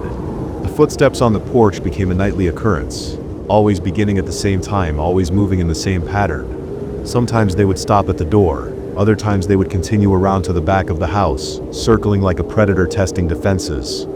The perfume scent grew stronger, no longer just a suggestion, but an undeniable presence. It would appear without warning while I was preparing dinner, reading by the fire, or stepping out of the shower. On several occasions I woke to find it concentrated so heavily around my bed that I gagged, scrambling to open windows despite the freezing night air. By the sixth weekend, a new phenomena emerged. Items moved from where I had placed them. A coffee mug shifted 6 inches to the left, my reading glasses turned upside down, and my car keys hanging from a hook I never use. Small displacements, but deliberate enough to make me question my memory, perception, or sanity. I began documenting everything, installing motion-activated cameras throughout the chalet and on the porch. The footage revealed nothing but occasional interference, static crossing the screen at precisely 3 a.m., lasting exactly 7 minutes each time. I consulted a local electrician about potential power fluctuations. He checked the wiring and found nothing unusual, though he refused to stay after sundown, citing the long drive back to town. I spoke with neighbors, the closest being half a mile down the mountain road. Mrs. Abernathy, a year-round resident in her 70s, listened to my carefully edited concerns with narrowed eyes. When I mentioned the perfume, her weathered face paled. She asked if I'd done any renovations, or if I'd disturbed the original structure in any way. When I mentioned my plans to replace some damaged floorboards in the main bedroom, she advised against it with such vehemence that I was taken aback. She wouldn't elaborate further, simply suggesting I research the property's history before making any changes. The county records proved frustratingly vague. The chalet had been built in 1967 by a couple from Richmond. Over the decades, it had changed hands numerous times, with several gaps in the ownership records. Nothing in the official documentation hinted at anything unusual, but when I dug deeper into local newspaper archives, I discovered a pattern. Several owners had left suddenly, selling well below market value. One family in the 1980s had abandoned most of their possessions without ever returning to claim them. A local history blog mentioned the property briefly in an article about troubled acres, places with recurring reports of unexplained phenomena. The blog's author, a self-described paranormal enthusiast named Marcus Webb, agreed to meet me at a diner in the nearby town of Glenwood. Webb was younger than I expected, barely 30, with earnest eyes and nervous hands that constantly rearranged his silverware. He asked detailed questions about my experiences, nodding at certain details as if confirming something to himself. When I described the perfume scent, he pulled out a notebook and showed me similar descriptions from other locations in the area. The same floral earth scent had been reported in at least 7 other properties, all built around the same time as my chalet. He explained that before the development of these vacation properties, the entire mountainside had been part of an old farm belonging to the Corwin family. Emma Corwin, the family's only daughter, had disappeared in the spring of 1955 while collecting wildflowers on the property. Her body was never found, despite extensive searches. According to local legend, she had been known for creating her own perfumes from the wildflowers that grew in abundance across the family land.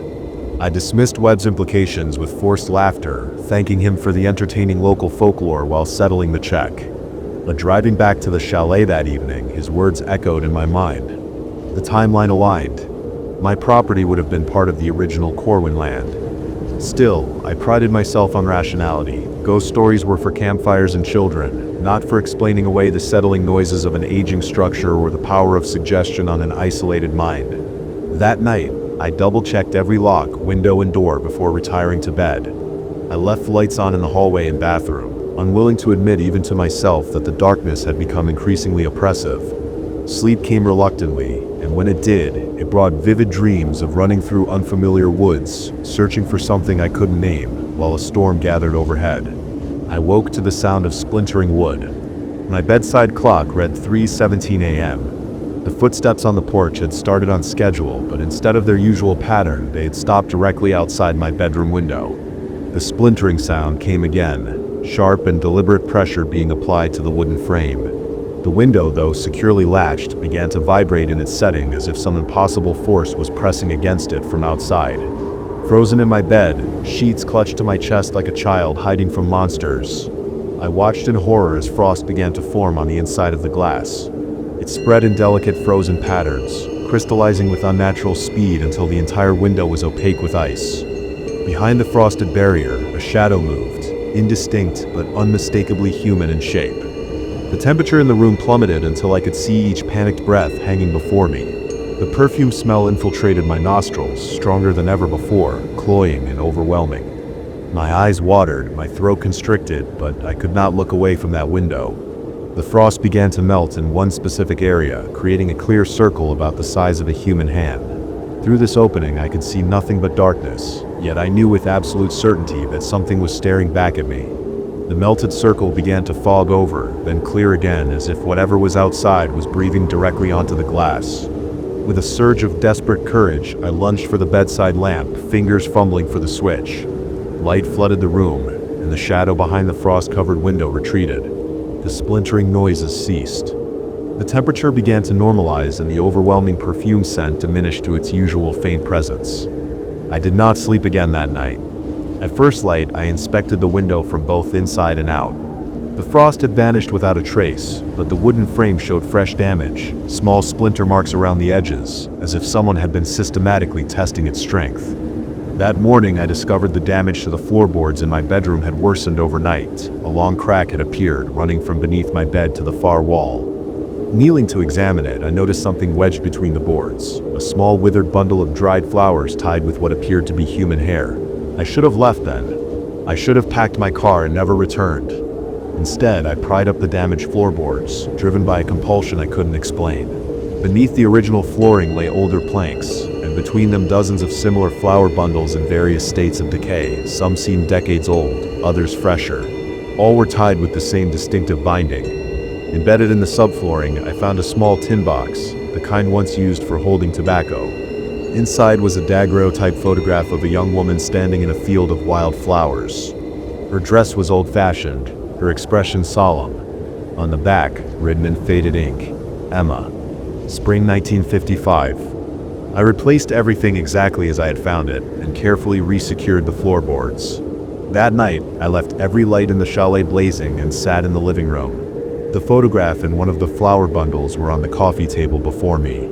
At precisely 3 a.m., the footsteps began again on the porch. The familiar cold infiltrated the room. The perfume scent strengthened, but instead of revulsion, I felt a strange calm. "Emma," I said aloud, my voice sounding foreign in the silent house. "I know who you are." The footsteps stopped. The temperature stabilized, still cool, but no longer painfully cold. On the coffee table, the dried flowers in the bundle trembled slightly, though no draft disturbed the air. I continued speaking, explaining that I understood she was connected to this land, that I wasn't attempting to disturb her presence. I found myself promising to preserve the property, to respect its history. As I spoke, the perfume scent changed subtly, becoming less overwhelming, more genuinely reminiscent of wildflowers in spring. That was 2 weeks ago. The phenomena haven't ceased, but they've changed character.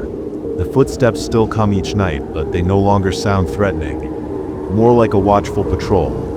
The cold spots remain, but they become predictable, almost companionable on hot afternoons. The perfume scent comes and goes, strongest near the repaired floorboards, which I have left accessible beneath a carefully placed rug. I have learned to live with Emma's presence, and I believe she has accepted mine. We've established an uneasy truce, two souls claiming the same space for different reasons. I still lock the doors and windows at night, more from habit than fear. I still startle at unexpected noises, still question whether I have truly experienced what I think I have. But on clear nights, when the moon illuminates the mountainside and the wind carries the scent of pine and distant wildflowers, I sit on the porch with 2 glasses of whiskey. One for me, one left untouched on the railing. Sometimes in the morning I find the second glass empty, though it could be evaporation, or my imagination, or perhaps something more. I no longer tell myself I'm alone here. The chalet belongs to both of us now, the living in whatever Emma has become. Not quite a ghost, not quite a memory, but a presence woven into the very wood of this place, as permanent as the mountains themselves. And on the darkest nights, when sleep eludes me and the footsteps circle endlessly, I wonder if it's truly Emma who haunts this place, or if something else has taken her name, her story, her scent, to mask a more malevolent purpose. Something patient enough to wait until I've lowered my guard completely. Something that is still waiting for its chance to come inside. The fluorescent lights above me flicker with a soft, persistent buzz, a sound that would go unnoticed during daylight hours, when the Westridge Community Center teems with life. At 11:30 p.m., however, that electrical hum seems to pulse through the empty building like a heartbeat. I've grown accustomed to these late-night sessions, volunteering after my day job to sort through donations and organize the center's chaotic filing system. What I haven't grown accustomed to is the feeling that I'm never truly alone here. My footsteps echo across the linoleum floor as I move between metal shelving units. The building has stood in this neighborhood since 1962, its brick facade weathered by decades of rain and snow, its interior a patchwork of renovations that never quite erased the original design. Tonight, a steady rain drums against the roof and windows, a rhythmic backdrop to my solitary work. Water occasionally drips through a small leak in the ceiling near the back office, the gentle plip-plop joining the symphony of subtle sounds that fill the otherwise silent space. In reorganizing a box of donated office supplies when the temperature drops.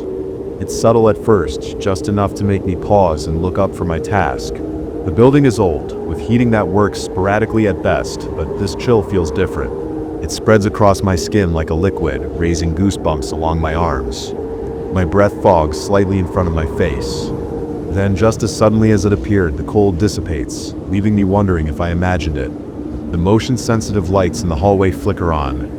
I freeze, listening intently, but hear nothing except the rain and the building's usual creaks and groans. This has happened before. The aging sensors sometimes trigger for no apparent reason. At least, that's what I tell myself as I return to sorting through markers and notebooks, ignoring the sweat beating at the nape of my neck despite the lingering chill in the air. 30 minutes later, as I'm filing donation receipts in the main office, I see it again. A shadow moving past the glass pane in the front door. Not a distinct silhouette of a person, but something more fluid, like smoke given momentary form. My heart lurches painfully against my ribs. I've seen this shadow perhaps a dozen times over the past few months, always in my peripheral vision, always gone when I look directly at it. My mouth goes dry as I rise from the desk chair. The metal legs screech against the floor, the sound unnaturally loud in the quiet building. I tell myself I'm being ridiculous, that it's probably just headlights from a passing car casting strange shadows. The rain has intensified, streaming down the windows and distorting the view of the empty parking lot, yet something compels me to check. My legs feel leaden as I approach the front entrance. Each step requires conscious effort.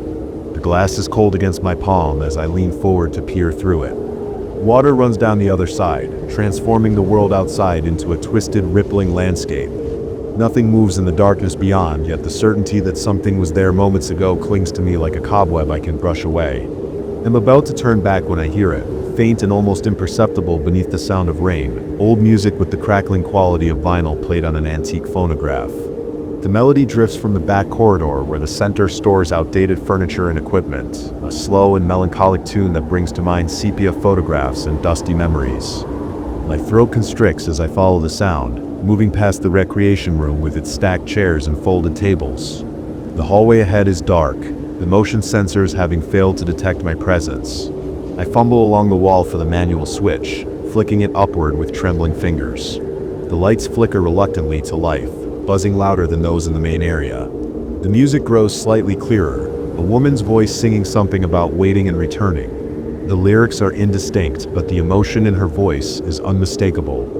It's coming from the storage room at the end of the hall. A room I know for a fact contains no radio or speakers of any kind. I should leave. Every instinct screams this fact, but curiosity propels me forward. My breathing becomes shallow. My chest feels tight as if bands are constricting around my lungs.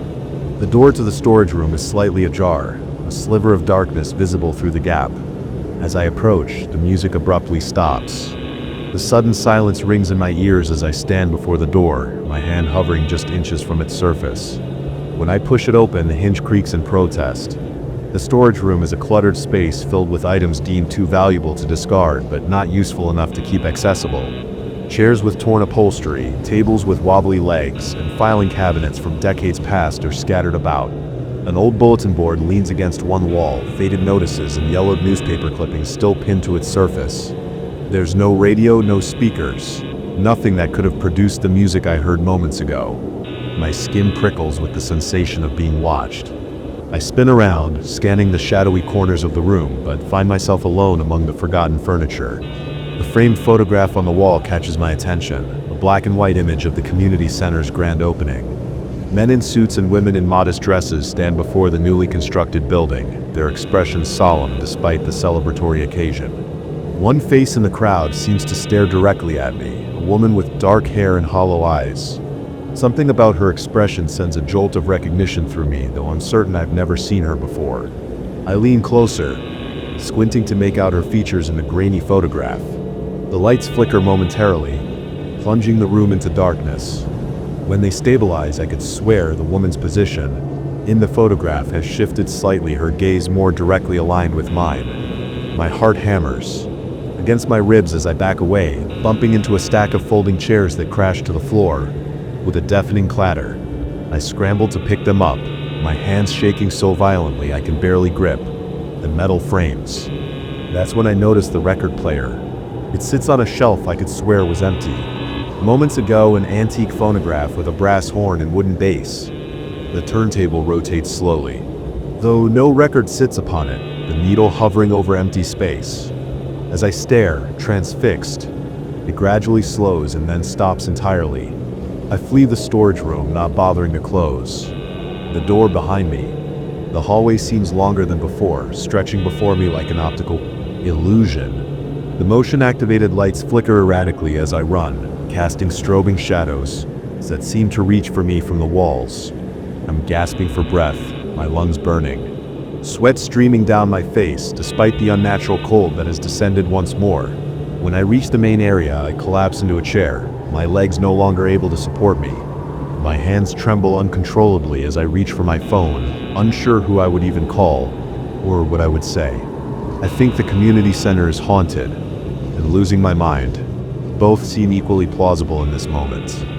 The rational part of my brain attempts to assert itself. Old buildings make strange noises, and the stress of working late nights after full days of my regular job is taking its toll. Perhaps I even dozed off briefly and dreamed the entire episode, but none of these explanations can account for the deep, bone-chilling certainty that something in this building is aware of my presence, something that has been watching me for weeks. I force myself to my feet, determined to gather my belongings and leave. As I pass the front door, movement outside catches my eye. The shadow is there again, more distinct this time, not passing by but standing still, a dark silhouette against the rain-streaked glass. My blood turns to ice in my veins as I realize it's the woman from the photograph, her features indistinct but recognizable. She raises a hand, pressing her palm against the glass from outside. Without conscious thought, I find myself moving toward the door, my own hand lifting as if pulled by invisible strings. Some deeply buried instinct screams for me to stop, to run in the opposite direction, but my body no longer seems to be under my control. My fingertips touch the glass opposite hers. The barrier between us feels impossibly thin, vibrating with energy. Through the rain-distorted window, I see her lips moving, forming words I cannot hear.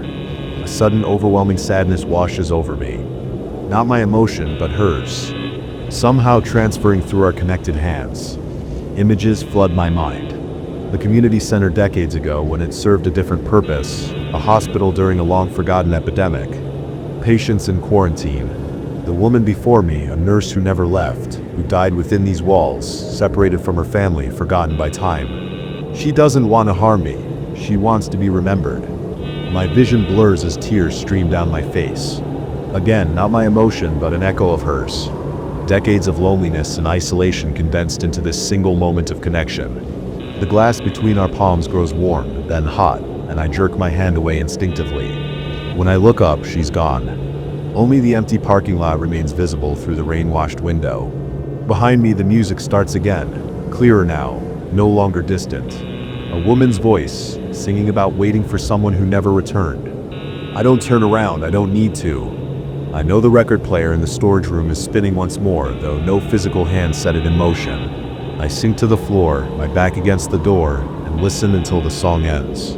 When silence falls again, it feels different, not empty, but peaceful. The oppressive weight that has hung in the air during my late-night sessions has lifted. The center feels lighter somehow. I still volunteer at the Westridge Community Center. I still stay late into the night, organizing and filing. But now I bring an old radio, tuning it to stations that play music from decades past. Sometimes, from the corner of my eye, I catch a glimpse of a woman in an outdated nurse's uniform moving among the shelves. Sometimes when I leave files from the center's history open on the desk, records that mention her name and service are rearranged by morning, as if someone spent hours reading them. I am not alone in the building, but the presence no longer fills me with dread. Some things are trapped not by malevolence, but by being forgotten. Some hauntings end not when the spirit is banished, but when it's finally acknowledged. And sometimes the most terrifying truth is that the past never truly dies. It simply waits in dark corners for someone to remember it exists. The first night I heard it, I convinced myself it was nothing, just the house settling. These old Victorian structures make all kinds of noises. But now, as I lie rigid in my bed, eyes fixed on the darkened ceiling, I know better. There's something up there. Something that waits until the cloak of night before it begins to move. Something that seems to know exactly where I am at all times. I inherited this house 3 months ago from my great-uncle Edwin, a man I met exactly twice in my life. The lawyer called it a substantial estate, but I quickly learned that meant a dilapidated 3-story Victorian in a nearly abandoned neighborhood filled with antiquated furniture and the lingering scent of mothballs and decay. Still, it was free. And after my divorce and subsequent financial collapse, free was exactly what I needed. The attic was locked when I arrived. A heavy padlock secured the narrow door at the top of the 3rd floor landing. The real estate agent handed me a rusted key along with all the others, mentioning offhandedly that my uncle had apparently kept it locked for storage purposes. I had no reason to go up there anyway. The house offered more than enough space for a single man with few possessions, so I left it untouched. For the first 2 months, I focused on making the place habitable. I cleaned, repaired, and painted, settling into a comfortable routine. My bedroom was on the 2nd floor, directly beneath the attic's southern end. It was the least drafty room in the house, with tall windows that let in morning light. I slept dreamlessly there, exhausted from physical labor. That changed 6 nights ago. The tapping began just after midnight. 3 gentle knocks, evenly spaced, as if someone testing the resilience of the ceiling with their knuckles. Tap, tap, tap. Then silence. I sat up, disoriented, my heart suddenly racing. Another set of taps, this time from a spot slightly to the left of the first. Tap, tap, tap. I told myself it was a tree branch, or perhaps a raccoon that had somehow found its way into the walls. The house was surrounded by ancient oaks, their limbs stretching toward the roof like gnarled fingers. But deep down, I knew the sounds came from inside, not outside.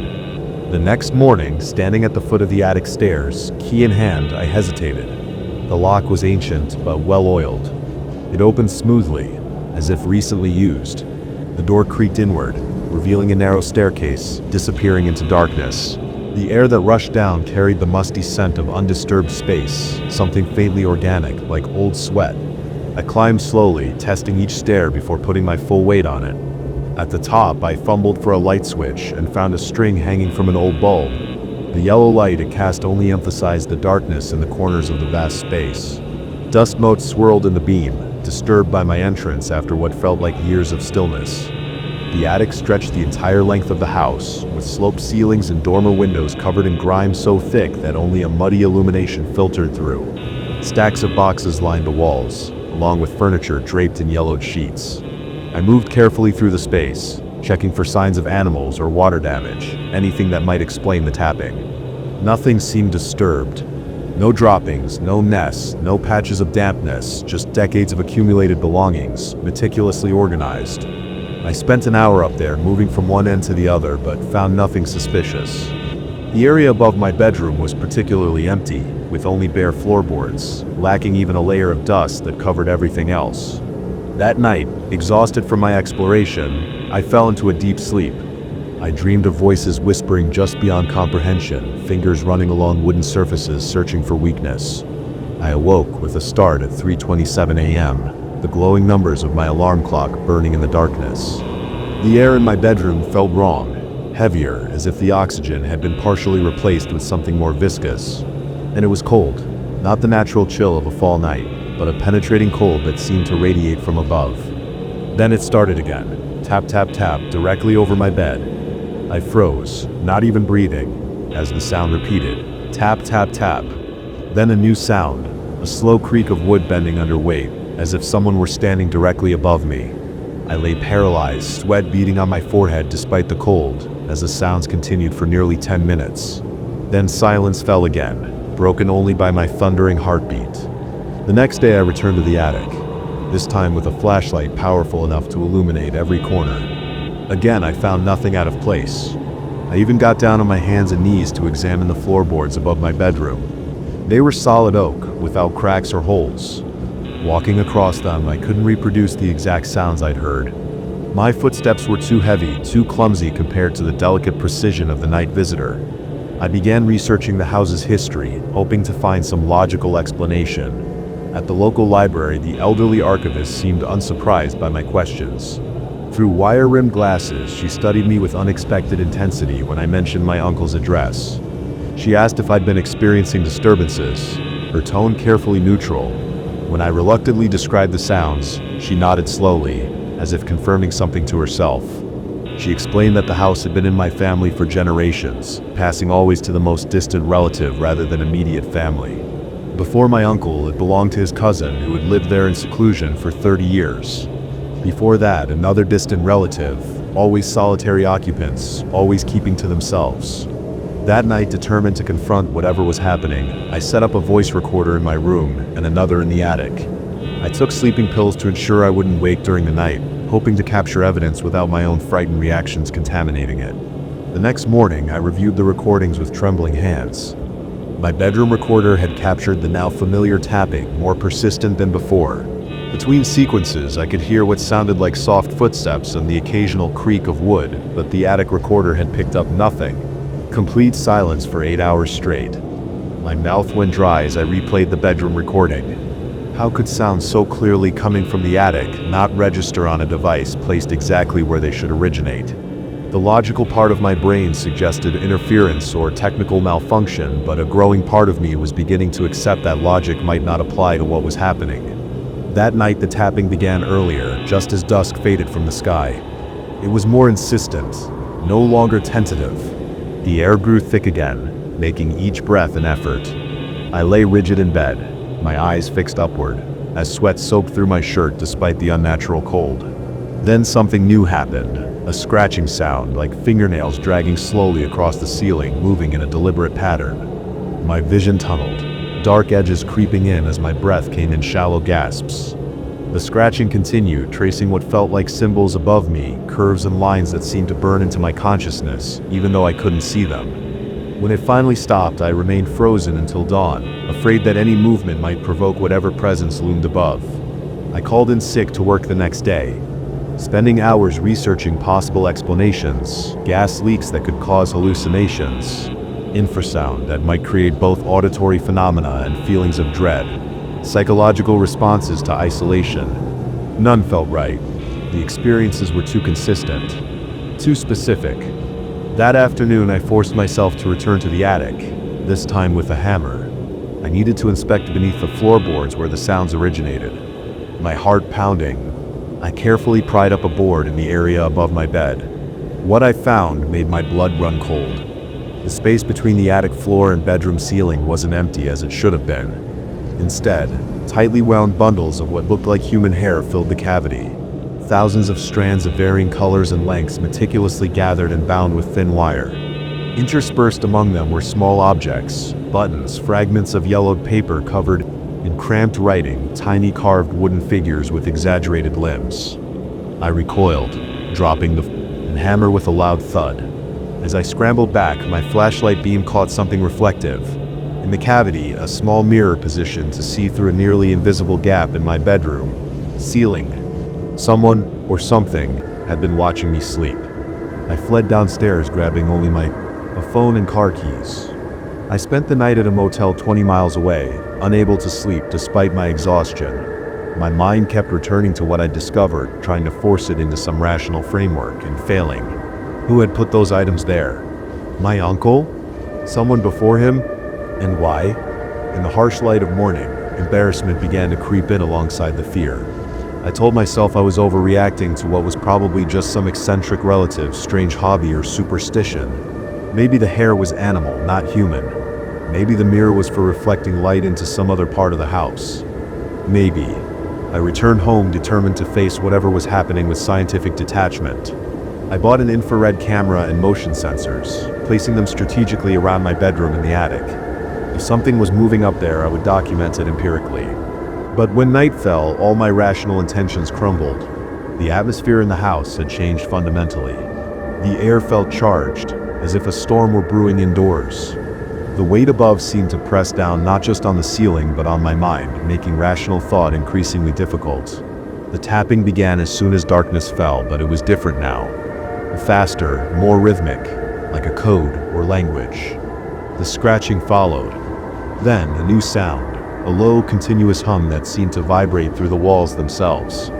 My body responded with primal terror, my mouth bone dry, skin prickling, muscles rigid with the instinct to flee. Around midnight, the motion sensor in the attic triggered.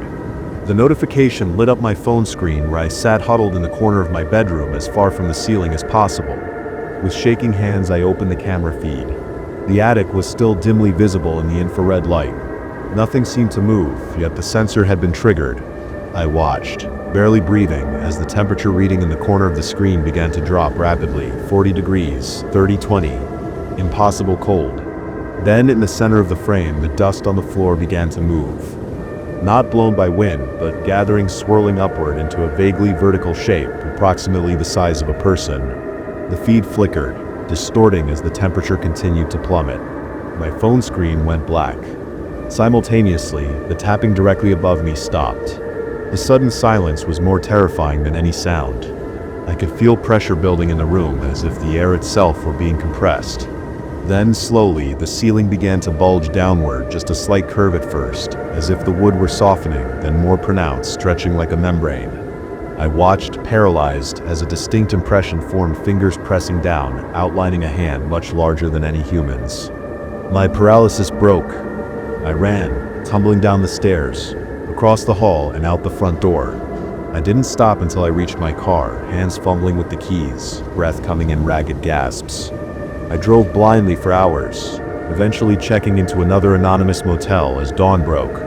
There, sitting on the edge of a sagging bed, I finally confronted the truth I'd been avoiding. I would never sell that house. I would never escape it. Whatever waited in the attic had been waiting for me specifically, perhaps for generations. I realized then that my inheritance wasn't random chance. The house had passed through my family line deliberately, always to the most distant relative, always to someone who wouldn't be missed. I haven't gone back yet, but I know I will. Whatever presence occupies that attic has been patient for decades, perhaps centuries. It can wait a little longer for my return. In my dreams, I see the bulging ceiling, the impression of that massive hand reaching down. And beneath the fear, I feel something else growing. A terrible curiosity about what might happen if I reached up to meet it. Sometimes, even here in this motel room 30 miles away, I wake at night to the familiar sound. Tap, tap, tap, as if it followed me, as if it's letting me know our business remains unfinished, as if it's reminding me that I'll come home soon. The smell hits you first, not overwhelmingly, nothing you could point to if someone asked for proof, but just a faint lingering trace of cigarette smoke that seems to hover in the air, clinging to the corners of rooms where shadows gather. I noticed it the moment I signed the lease, but the real estate agent assured me it was just my imagination.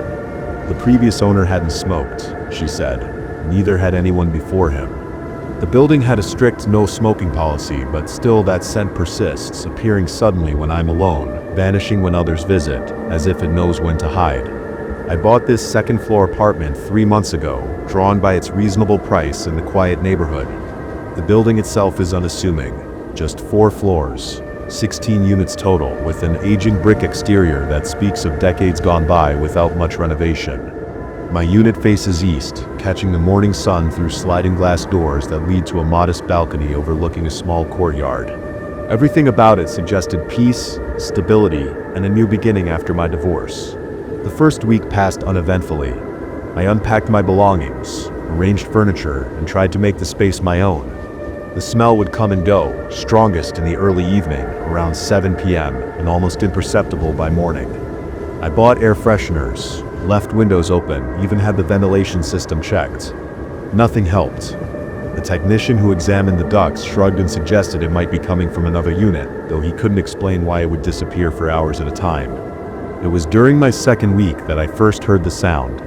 I was stretched out on my couch, halfway through a documentary, when a distinct metallic clicking came from the balcony door, the sound of someone manipulating the lock from outside. My heart lurched into my throat as I sat bolt upright, eyes fixed on the handle. It moved. Down then up, with deliberate precision. I remained frozen for several seconds before forcing myself to approach. The courtyard below was empty. The door remained locked. I checked twice. 3 times, running my fingers along the metal track to confirm that no one could have accessed it from outside. My apartment was on the 2nd floor, not impossible to reach but difficult without equipment that would have been noticed by neighbors. I slept poorly that night, jerking awake at every creak and groan of the building settling. The following morning I approached Miguel, the building superintendent, a man in his 60s with perpetually oil-stained hands and eyes that never quite met mine. I described what I'd heard, asking if there had been any reports of attempted break-ins, or if maintenance workers might have been on a ladder near my unit. Miguel's reaction was immediate and strange. His weathered face seemed to drain of color, and he busied himself with adjusting the tool belt around his substantial waist. He muttered something about old buildings making noises, about how the metal contracts at night, how I shouldn't worry. When I pressed him about previous tenants, he abruptly excused himself, claiming an emergency in the basement. I watched him hurry away, his gait uneven, as if eager to put distance between himself and my questions. The nights grew worse. I began hearing footsteps in the hallway between my bedroom and living room, light but deliberate, the unmistakable rhythm of someone pacing back and forth. The first time I leapt from bed, my heart hammering against my ribs, my mouth dry as paper, I hit the light switch, illuminating the empty hallway. Nothing was disturbed. No door stood open. That should have been closed. I checked every closet, behind the shower curtain, under the bed, all the places where childhood fears lurk. Nothing. I installed a security system the following day, motion sensors, door alarms, cameras covering every angle of my apartment. The technician remarked on my thoroughness, asking if I'd experienced a break-in. I gave a non-committal answer, unwilling to voice my growing paranoia. That night I sat awake, laptop open to the security feeds, watching empty rooms bathed in the dim blue glow of night vision cameras. At 2:17 a.m., the smoke detector in the hallway began blinking rapidly, though it emitted no sound. Simultaneously, that familiar smell of cigarette smoke intensified, becoming so strong I could almost see it curling through the air. The temperature in the apartment dropped precipitously. I could see my breath fogging before me. On the security feed, nothing changed. Empty hallway, empty living room, empty kitchen. But the footsteps started again, directly outside my bedroom door. My body responded before my mind could process what was happening. Pulse racing, skin prickling with cold sweat, muscles tensing to run, though there was nowhere to go. I watched the door handle, waiting for it to turn. It didn't.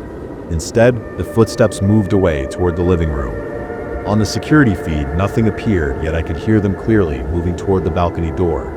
The clicking sound came again, metal against metal, followed by the distinctive sound of the door sliding open.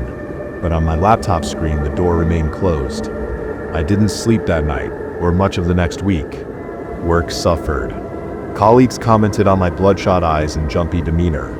I began researching the building's history, spending hours at the local library and city records office. The structure dated back to the 1960s, originally built as affordable housing before being converted to condominiums in the early 2000s. Nothing in its history suggested tragedy or the kind of trauma that folklore associates with hauntings. No suspicious deaths, no fires, no notorious crimes. Yet the disturbances continued, evolving in subtle ways. The television would turn itself on at random hours, always tuned to static. Faucets would run cold water in the middle of the night. My clothes would smell of smoke after hanging in the closet, as if someone had been wearing them while smoking. And always that feeling of being watched, a pressure between my shoulder blades when I turned my back to an empty room. I tried contacting the previous owner, Lawrence Whitaker, who had moved to Arizona after selling the apartment. His phone number had been disconnected, and an email went unanswered. The real estate agent who handled the sale was similarly unhelpful, citing client confidentiality when I pressed for details about why Whitaker had moved. It was Mrs. Abernathy in 3C, who finally offered a clue. An elderly woman with a fondness for oversized cardigans and blunt conversation, she cornered me by the mailboxes one afternoon. She had noticed my deteriorating appearance, she said, and had a suspicion about its cause. Without waiting for my response, she launched into an account of the apartment's previous occupant. Not Lawrence Whitaker, but the tenant before him, Victor Reyes. According to Mrs. Abernathy, Reyes was a solitary figure who worked nights as a security guard. A heavy smoker, despite the building's policy, he would sit on his balcony at all hours, cigarette in hand, watching the courtyard below with unsettling intensity. Neighbors had complained about the smoke drifting into their units, about his odd hours and unfriendly demeanor. Then abruptly, he stopped appearing. The apartment remained closed up for weeks before the superintendent finally checked on him. Mrs. Abernathy leaned closer, her voice dropping to a conspiratorial whisper. She didn't know exactly what Miguel had found inside, but the police had come, followed by people in hazmat suits. The apartment had been gutted afterwards. New flooring, new paint, new fixtures. Whitaker had bought it at a steep discount, she said, but only stayed for 11 months before selling to me. That night, as if triggered by this new knowledge, the manifestations intensified. The smoke smell became overwhelming, burning my eyes and throat. The temperature fluctuated wildly, freezing cold one minute and uncomfortably warm the next. The security system recorded nothing, but I could feel a presence moving through the rooms, circling closer to where I huddled on my bed, back against the headboard, every muscle tense with the effort of appearing unafraid. Around 3 a.m., something changed. The footsteps stopped directly outside my bedroom. The door, which I had deliberately left open to eliminate hiding places, revealed only darkness beyond. Then, slowly and deliberately, a cigarette ember glowed in that darkness, a floating pinpoint of orange-red that illuminated nothing around it. It brightened with an inhale, dimmed with an exhale. Though I saw no smoke, I could smell it filling the room. The rational part of my brain cataloged explanations: hallucination from sleep deprivation, an elaborate prank, carbon monoxide poisoning, but my body recognized a deeper truth. My skin crawled with primitive recognition of something that should not be, something that existed in direct contradiction to the natural order. My lungs struggled against shallow breaths. My heart pounded so violently that I feared it might rupture. The ember moved forward into my room, hovering about 5.5 feet off the ground. It stopped at the foot of my bed. The impression of a weight settling onto the mattress followed, not heavy but distinctive. I couldn't move, couldn't speak, couldn't process what was happening beyond the overwhelming certainty that I was not alone. I must have lost consciousness at some point, through fear or exhaustion, or some mercy of my overwhelmed mind. When I woke, sunlight streamed through the windows and the apartment was still. No smell of smoke, No strange sounds, just the ordinary silence of morning. I spent that day in a daze, moving mechanically through my routines while my mind circled back to what I had experienced. After work, I found myself driving to the county records office instead of home. I needed answers, something concrete to either validate my experiences or provide an explanation that would allow me to dismiss them. The clerk who helped me seemed accustomed to unusual requests. When I asked about death records for Victor Reyes at my address, she didn't bat an eye, merely typing the information into her computer and waiting for results. None came back. According to official records, no one had died in my apartment. As I turned to leave, the clerk called me back. She checked another database, hospitalization records rather than deaths. Victor Reyes had been admitted to County General 3 years earlier, suffering from severe carbon monoxide poisoning. He'd been found unconscious in his apartment after the building's CO alarms triggered.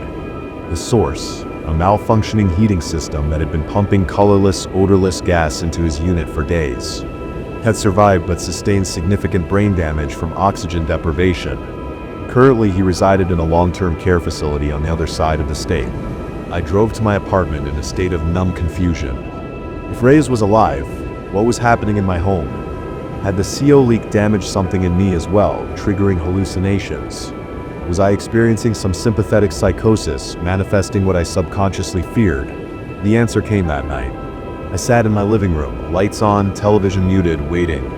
At exactly 7 p.m., the familiar smell of cigarette smoke appeared. This time, I didn't panic. I spoke into the empty room, asking aloud if someone was there.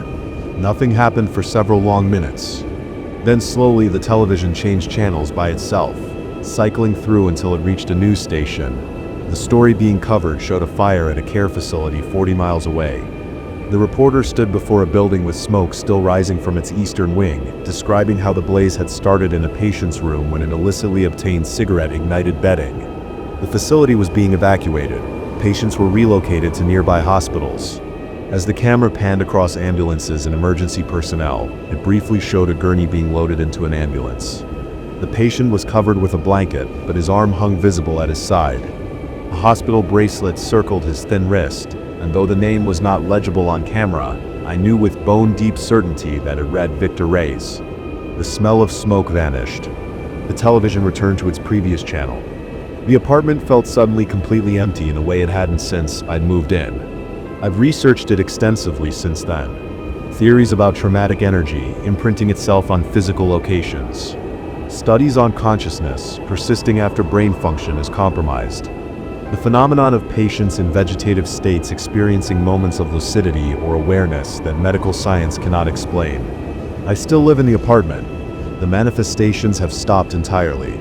No footsteps. No smell of smoke, no clicking at the balcony door. Miguel, the superintendent, finally admitted what he knew when I confronted him with what I'd learned. How Reyes had been a difficult tenant who constantly complained about the heating system before his accident. How the building management had delayed repairs to save money. How guilt had compelled them to keep his incident quiet while renovating his unit to eliminate any trace of what had happened. Sometimes late at night, I find myself sitting on the balcony looking out at the same view Reyes must have contemplated during his solitary cigarette breaks. I wonder if some part of his consciousness remained here while his body lay elsewhere, trapped between worlds until circumstances aligned to release him. I wonder if what I experienced was his attempt to communicate, to find justice, or simply to recognize that his suffering had not been entirely forgotten. I don't know if I believe in ghosts. What I do believe is that consciousness is more complex than we understand. That trauma can echo across time and space in ways science has yet to explain. The human mind, damaged, desperate, determined, may be capable of reaching beyond physical limitations when the need is great enough. The apartment is peaceful now, yet sometimes, when I'm half asleep, drifting in that liminal space between consciousness and dreams, I catch myself listening for footsteps in the hallway, for the metallic click of the balcony door, not out of fear, but from the lingering certainty that we are never truly alone in the spaces we inhabit.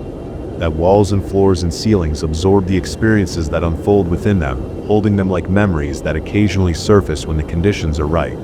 And sometimes, very rarely, I wake to the faint smell of cigarette smoke, gone so quickly I can almost believe I imagined it, almost. The first time I noticed something was wrong, I dismissed it as fatigue. A chisel I'd left on my workbench had somehow migrated to the pegboard across the workshop. A simple mistake. The mind plays tricks when you're exhausted. But by the third time, when my grandfather's antique hand plane appeared balanced precariously on the edge of my table saw, after I'd locked it safely in its drawer, I knew something wasn't right. Not in my workshop. Not in my sanctuary. My name is Thomas Harrow, and I've been a woodworker for most of my adult life. I inherited my grandfather's tools and his passion for crafting beautiful things from raw lumber. 3 years ago, I converted the old storage shed behind my parents' house into a workshop, a place that became my refuge from the world. The smell of fresh sawdust, the gentle resistance of wood against my hands, the satisfaction of creating something lasting. These sensations ground me, keep me sane in a world that often feels chaotic and meaningless. Or at least they used to. My workshop sits about 50 yards from the main house, nestled against a small copse of oak trees that shields it from the neighbor's view. It's not large, 20 by 30 feet, but I've optimized every square inch with carefully arranged workbenches, tool storage, and wood racks. The building itself is nothing special. Cinder block walls, concrete floor, corrugated metal roof, but I've made it mine, insulating the walls, installing proper lighting, and even adding a small wood stove for the colder months. I've always preferred working late into the night. There's something about the quiet darkness outside that helps me focus, helps my mind settle into the meditative rhythm of woodworking. My parents' house goes dark around 10, and then it's just me, my tools, and whatever project has captured my imagination. The trouble began 6 weeks ago. I was working on a cherry wood dining table for a client, carefully hand planing the tabletop to achieve that glass smooth finish that machine sanding can never quite replicate. I had laid out my tools in my usual methodical fashion, measuring tools to the left, cutting tools to the right, finishing tools on the small rolling cart. Everything has its place in my workshop. Everything belongs somewhere specific. I stepped away to heat some water for tea on the hot plate. I keep in the corner. It couldn't have been more than 3 minutes. When I returned to my bench, my grandfather's prized mortising chisel, a tool I rarely use but keep immaculately maintained out of respect for his memory, had moved from its leather pouch to the center of my workbench. The hot mug nearly slipped from my fingers. I was absolutely certain I hadn't removed that chisel. I hadn't needed it for this project, and I'm religious about only taking out the tools I need. Less clutter means fewer mistakes. I carefully returned the chisel to its pouch, chalking it up to absent-mindedness. Perhaps I'd taken it out earlier and forgotten. Perhaps I'd meant to use it and changed my mind. These things happen, except they don't happen to me. Not with my tools. 3 nights later, it was my Japanese pole saw that had somehow migrated from its wall mount to my lumber rack. The night after that, I found my marking gauge sitting precisely in the center of the workshop floor, its brass edge gleaming in the overhead light. I started keeping notes, dates, times, which tools moved, where they ended up, looking for patterns. There weren't any obvious ones. It was always tools I hadn't used that day. Always tools with some sentimental value. My grandfather's chisel, the hand plane I'd received as a gift from my father when I sold my first commissioned piece, the marking gauge I'd saved for months to buy when I was just starting out. I considered practical explanations. The workshop sits on a slight incline. Perhaps vibrations from my work were causing things to slide, but that didn't explain how tools moved, uphill or jumped from closed drawers to open surfaces. A rodent problem. But there were no droppings, no chewed wood, and mice don't typically rearrange human tools with such apparent deliberation. After 2 weeks of this, I installed a heavy-duty deadbolt on the door and a padlock on the single window. I even set up my phone to record time-lapse video while I worked, hoping to catch something. The video showed nothing except me moving around the shop and occasional frames where I stepped out of view. During those frames, nothing moved that shouldn't have. My mother noticed my distraction one morning over breakfast. She asked if I was sleeping enough, mentioned that Shed heard me moving around the workshop at odd hours.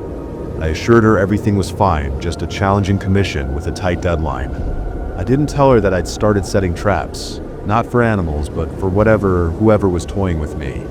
Talcum powder dusted across the floor, threads stretched invisibly across doorways, and a grid of toothpicks arranged in precise patterns that would be disturbed by the slightest movement. Each morning, I'd find my traps untouched, but a different tool moved. My straight-edge ruler balanced impossibly on its narrow edge. My dovetail saw hung from the ceiling light fixture. My spokes have disassembled, its parts arranged in a perfect circle on my workbench. My sleep suffered. Even on nights when I didn't work, I found myself lying awake, staring at the ceiling, imagining what might be happening in my workshop. During the day, I was irritable and jumpy. I snapped at my father when he asked about the progress on the cherry table. I apologized immediately, but the concern in his eyes only deepened. I began staying in the workshop overnight. I brought in an old camping cot and set it up in the corner farthest from the door. I would pretend to leave for the night, making a show of locking up and walking back to the house. Then I'd circle around through the trees, using the spare key I kept hidden to slip back inside. I would turn off all the lights and wait in the darkness, sometimes for hours, hardly daring to breathe. Nothing happened during those vigils. No sounds except the normal settling of the building, the occasional scurrying of some small animal outside, or the distant hum of traffic from the highway beyond our property. No movement except the slow dance of moonlight and shadow through the window. But each time when I finally gave in to exhaustion and allowed myself to sleep, I would wake to find something changed. The cot moved to the center of the room. My work boots were placed neatly on my workbench, and most disturbing of all, that mortising chisel, always that same chisel, was positioned upright on the floor beside the cot, its sharp edge pointing directly at my face. My work began to suffer.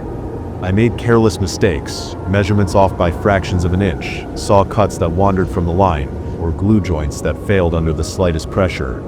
The cherry table was weeks behind schedule, and the client was becoming impatient. I told them there had been a family emergency and bought myself another 2 weeks. In a moment of desperation, I consulted Dr. Reeves, my mother's therapist friend who sometimes came over for dinner. Without giving too many details, I described my experiences as hypothetical situations, asking how someone might distinguish between actual external events and potential hallucinations. She regarded me with professional concern, suggesting that sleep deprivation, stress, or underlying anxiety could manifest in unusual ways. She offered to recommend someone I could talk to more formally. I declined, but her words stayed with me.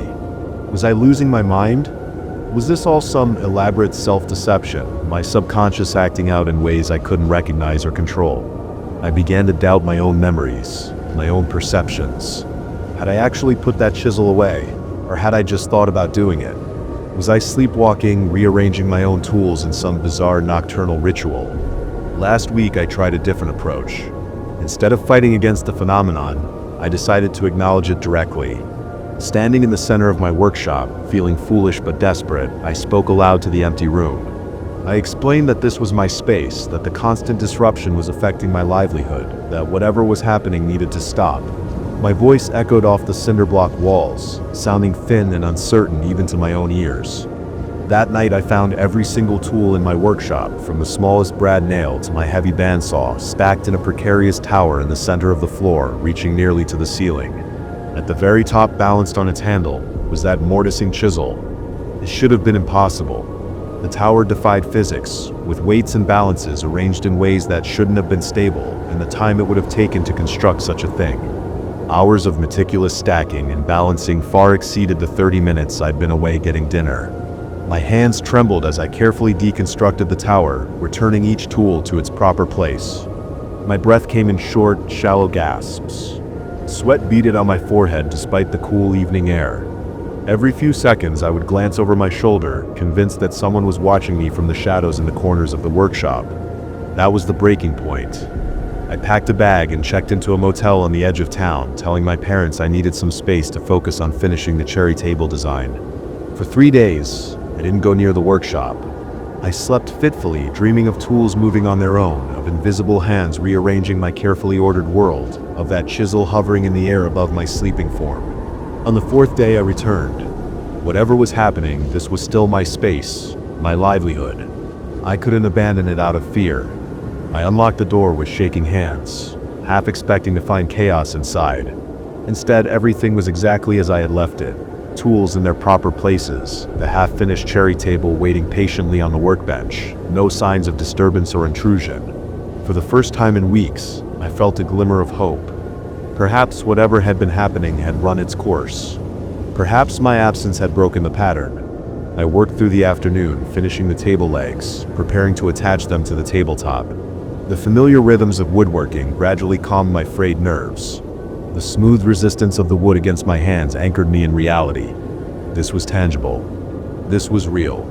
As dusk fell, I turned on the overhead lights in my bench lamp. I was laying out the mortise and tenon joints when I heard it, a soft scraping sound from the far corner of the workshop. My blood turned to ice. Slowly, I raised my head. Nothing was there, just shadows in the lumber rack in my old tool chest. The sound came again, a deliberate drag of something hard across the concrete floor. I turned fully now, the marking gauge clutched in my white-knuckled grip. Still nothing visible. "Who's there?" My voice cracked, barely audible even to myself. The scraping stopped. Then, from directly behind me, the unmistakable sound of metal tapping against wood, once, twice, 3 times. I spun around so quickly I nearly lost my balance. My workbench was empty except for the cherry tabletop and the tools I'd been using. No one was there. Nothing had moved. But there, in the surface of the cherry wood, 3 fresh indentations that hadn't been there moments before lay perfect little triangular impressions. The exact shape and size that would be made by the tip of my grandfather's mortising chisel. My heart hammered against my ribs. My mouth went dry. I backed away from the workbench until I hit the wall, my eyes darting frantically around the workshop. "What do you want?" I whispered to the empty room. For several long minutes, nothing happened. The only sounds were my ragged breathing and the distant hoot of an owl outside. Then, as I watched, paralyzed with fear and fascination, my grandfather's chisel slid slowly out from underneath the cherry tabletop. It moved with deliberate purpose, as if held by invisible fingers, and positioned itself upright on the workbench. A message began to appear in the surface of the tabletop. Shallow cuts forming letters, the chisel moving on its own, carving into the wood I had so carefully prepared. "Not your tools." The chisel paused, hovering an inch above the wood. Then it continued, "Never yours." I should have run. Every instinct screamed at me to flee, to get as far away from this workshop as possible. But some combination of terror and morbid curiosity kept me rooted to the spot as the chisel carved a final line. "He promised them to me first." The chisel dropped flat onto the workbench with a dull thud. In the sudden silence, my racing thoughts slowly crystallized around a memory long forgotten. My grandfather on his deathbed, gripping my hand with surprising strength, whispered that his tools would go to the boys. Not boys. I had always assumed he was confused. Mixing me up with my father, perhaps. But my father had never shown any interest in woodworking. There had been another, though, a name rarely mentioned in family gatherings. My father's brother, estranged for decades after some ancient, unspoken betrayal. An uncle who, according to the few stories I'd heard, had apprenticed with my grandfather before disappearing from our family's life. He had died just 2 months before these disturbances began. I stayed in the workshop until dawn, seated on the floor with my back against the wall, watching the chisel that remained motionless on the workbench. As the first gray light filtered through the window, I made a decision. I gathered all of my grandfather's tools, the chisel, the hand plane, the marking gauge, and a dozen others, and packed them carefully in their original wooden chest. That afternoon, I drove to the cemetery on the edge of town to a fresh grave in the southwest corner. I knew from the obituary page that he had been buried there. This uncle I had never met. This man who had shared my grandfather's blood and his passion for woodworking. I left the chest beside the simple headstone. "These were meant for you," I said to the silent grave. "They're yours now." They're yours now. Since that day, my workshop has been quiet. My tools stay where I placed them. My work has improved. The cherry table finally completed and delivered to a satisfied client. Sometimes late at night, I imagine I hear a faint tapping from the direction of the cemetery, the sound of a master craftsman working with the tools that were always rightfully his. But in my workshop, in my sanctuary, there is only the comforting rhythm of my own hands shaping wood into something beautiful and lasting. The peace has returned most nights anyway, because sometimes when I'm about to close up for the evening, I could swear I see something out of the corner of my eye, a shadow that doesn't match my movements, a reflection in the window that isn't quite my own. And sometimes, though I'm sure I'm imagining it, I feel a presence nearby, watching my technique with a critical eye, a craftsman's eye, judging whether I'm worthy of the space I've claimed. On those nights, I leave a small offering on the workbench, a perfect wood shaving curled like a question mark, or a complex joint executed with precision. a tribute to the skills passed down through my family's blood, a reminder that some passions transcend even death, and the offerings are always gone by morning. The first sign was something was wrong. It didn't come as a thunderclap of realization, but as an insidious whisper of doubt. That subtle, persistent creak above my head, not quite rhythmic enough to be mechanical, not quite random enough to be the building settling. It scratched at the edge of my consciousness like a cat pawing to be let in from the cold. I should have recognized the warning then, but exhaustion and practicality overruled the primitive part of my brain, frantically waving red flags. I travel for my consulting business at least twice a month. An economy dictates that my accommodations are rarely luxurious. The Oakwood Inn was just another forgettable waypoint. A 3-story converted Victorian home on the outskirts of Millfield, population 371. The kind of place with faded floral wallpaper and a lobby that smelled faintly of potpourri and disuse. Most importantly, it was only 15 minutes from the manufacturing plant where I'd be spending the next 3 days evaluating their outdated inventory system. My room was on the 3rd floor at the end of a narrow hallway with worn burgundy carpet and wall sconces that cast more shadows than light. Room 312, not especially spacious but adequate. A queen bed with a sagging middle, a desk with a lamp missing its finial, a television at least a decade old, and a threadbare armchair positioned in the corner facing the window. The bathroom was clean, if dated, with rust stains around the drain that no amount of scrubbing would remove. That first evening I unpacked, reviewed my presentation for the next morning, and fell into bed around 10, bone-tired from the 6-hour drive. The ceiling creak began shortly after. A faint, intermittent sound like someone taking a single step, pausing, then another. Not directly overhead, but slightly offset toward the bathroom. I assumed it was another guest pacing in the room above. Only later did I remember the clerk mentioning I was on the top floor. I drifted off despite the noise, but woke suddenly at 11:17 p.m., according to the harsh red numbers on the bedside clock. The creaking had stopped. In its place came a soft, persistent hissing from somewhere outside my door. Static electricity, I thought groggily. Or perhaps an old radiator. The sound wavered in intensity, rising then falling, almost like breathing, but with the unmistakable quality of radio static between stations. Sleep-addled and irritated, I dragged myself from bed and shuffled to the door, intent on finding the source. The hallway was empty and dimly lit, the sconces turned to their lowest setting for the night. The static sound seemed to come from everywhere and nowhere, filling the corridor with white noise that prickled the hairs on my arms. I checked both directions. Nothing but closed doors and silent carpet. No radios, no electronic equipment, no maintenance closet where machinery might hum. As I reached for my doorknob, goose flesh rippled across my shoulders. The static had changed tenor slightly, becoming higher pitched, almost like a distant, distorted voice trying to speak through the hiss. I hurried back inside, locked the door, and told myself it was just the building's old electrical system misbehaving. The next day was consumed by meetings, flowcharts, and the tedium of database migration planning. I pushed the strange noises from my mind, attributing them to unfamiliar surroundings and pre-presentation nerves. When I returned to the Oakwood that evening, I asked the elderly desk clerk about potential electrical issues. She peered at me through thick bifocals and insisted the wiring had been completely updated just 5 years ago.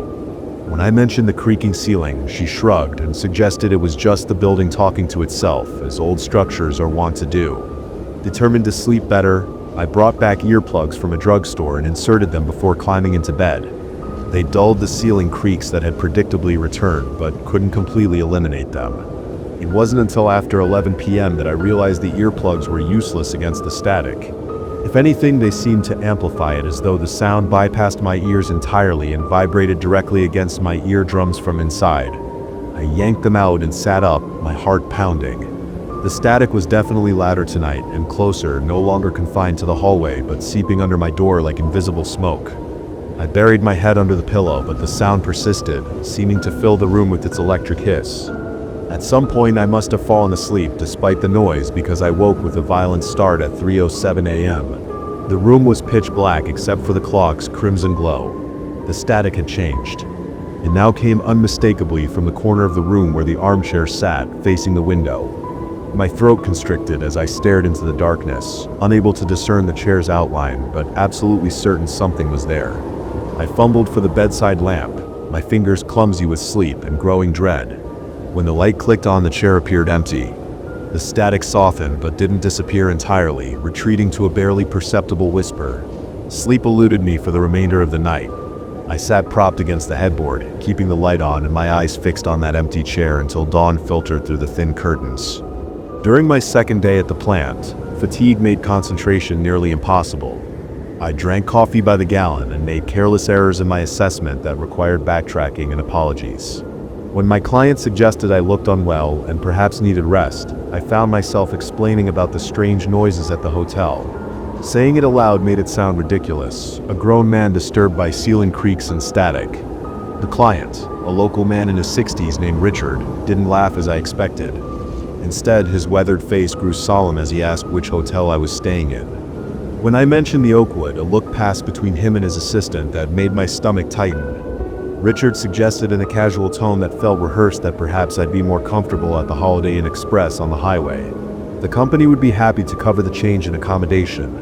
I declined, partly out of stubbornness, and partly because moving seemed an overreaction to what were likely mundane noises.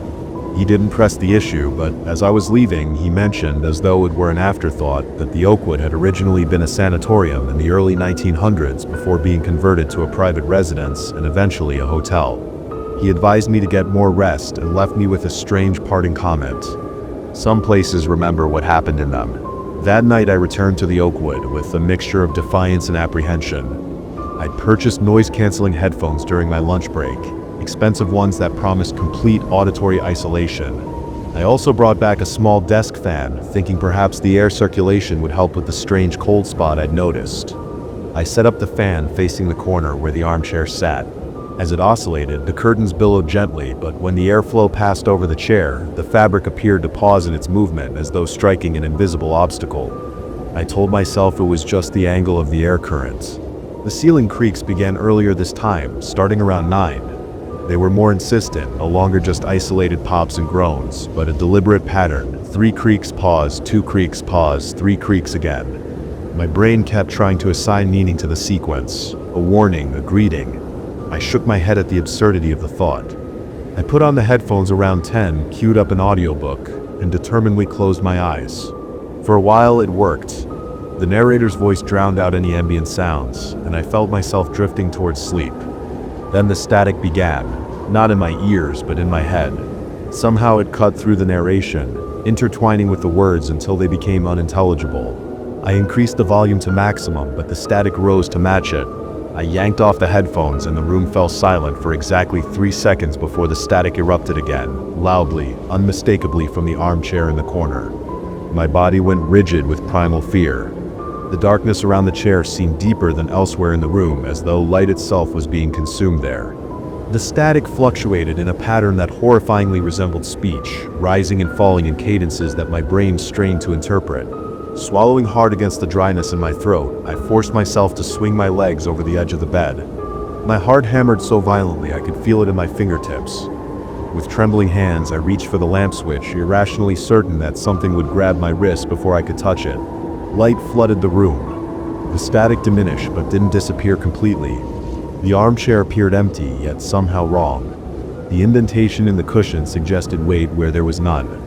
The fan continued to oscillate, but every time it blew in the direction of the chair, the airflow seemed to divert around an invisible presence.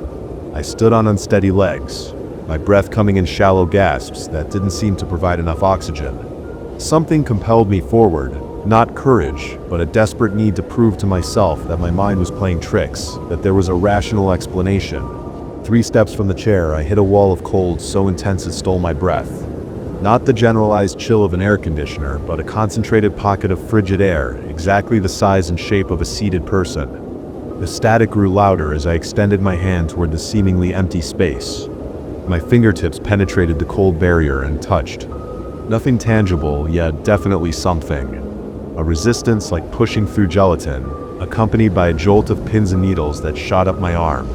The static screamed in my ears, modulating into a garbled sound that might have been words spoken underwater or played backward. I recoiled, stumbling back to the bed, my heart racing so fast it might rupture. The cold spot remained in the chair, but the static subsided to a low, steady hiss that sounded almost like measured breathing. Sleep was unthinkable. I sat with my back pressed against the headboard, keeping the lamp lit and my eyes fixed on the chair until sunrise. Occasionally the ceiling would creak in that same pattern, 3 pause 2 pause 3, and each time the static would briefly intensify in response. When morning finally came, I packed my bags with shaking hands and checked out a day early, fabricating a family emergency to explain my premature departure. The elderly clerk didn't seem surprised or concerned, simply nodding and printing my receipt without comment. I called my client from the car and apologized for the inconvenience, explaining that I'd need to complete the final assessment remotely. Richard expressed understanding, but no surprise. As our call was ending, I found myself asking if he knew anything more about the history of Oakwood, specifically room 312. There was a long pause before he responded. Room 312, he explained reluctantly, had once been an isolation room in the old sanatorium, used for patients with severe psychiatric conditions. One particular patient had spent years there, a man who believed radio waves carried messages directly to his brain. He died in that room, not violently, Richard hastened to add, but alone, and still convinced that the static held voices trying to communicate with him. I ended the call and drove with the radio volume at maximum, trying to drown out both the memory of that static and the lingering sensation of cold resistance against my fingertips. Even now, months later, I sometimes wake in the darkest hour of night to the faint sound of static coming from an empty corner of my bedroom, followed by 3 creaks in the ceiling above, then 2, then 3 again. I've started leaving the radio on when I sleep. I tell myself it's to mask the ordinary noises of my apartment building, but sometimes in the white noise between stations I catch what sounds like words struggling to form. And I wonder if the patient from room 312 might have been right after all. The darkness at Mike's cabin wasn't like city darkness. Here it was absolute, a thick, smothering blanket that devoured the weak beam of my flashlight. I've been awake for nearly an hour listening to something scratch against the wooden walls. Tap tap pause, like fingernails testing the barrier between us. The rational part of my brain suggested branches in the wind, but rationality feels paper thin at 3 a.m. when you're miles from civilization, especially after what happened the night before. I came to this forgotten patch of land seeking peace. What I found instead was an escalating nightmare that has me questioning not just my safety but my sanity. The trip had seemed perfect at first. My friend Mike had offered his family's old fishing cabin after hearing about my burnout at work. Nobody's been there for weeks, he told me. Just you, the lake, and silence.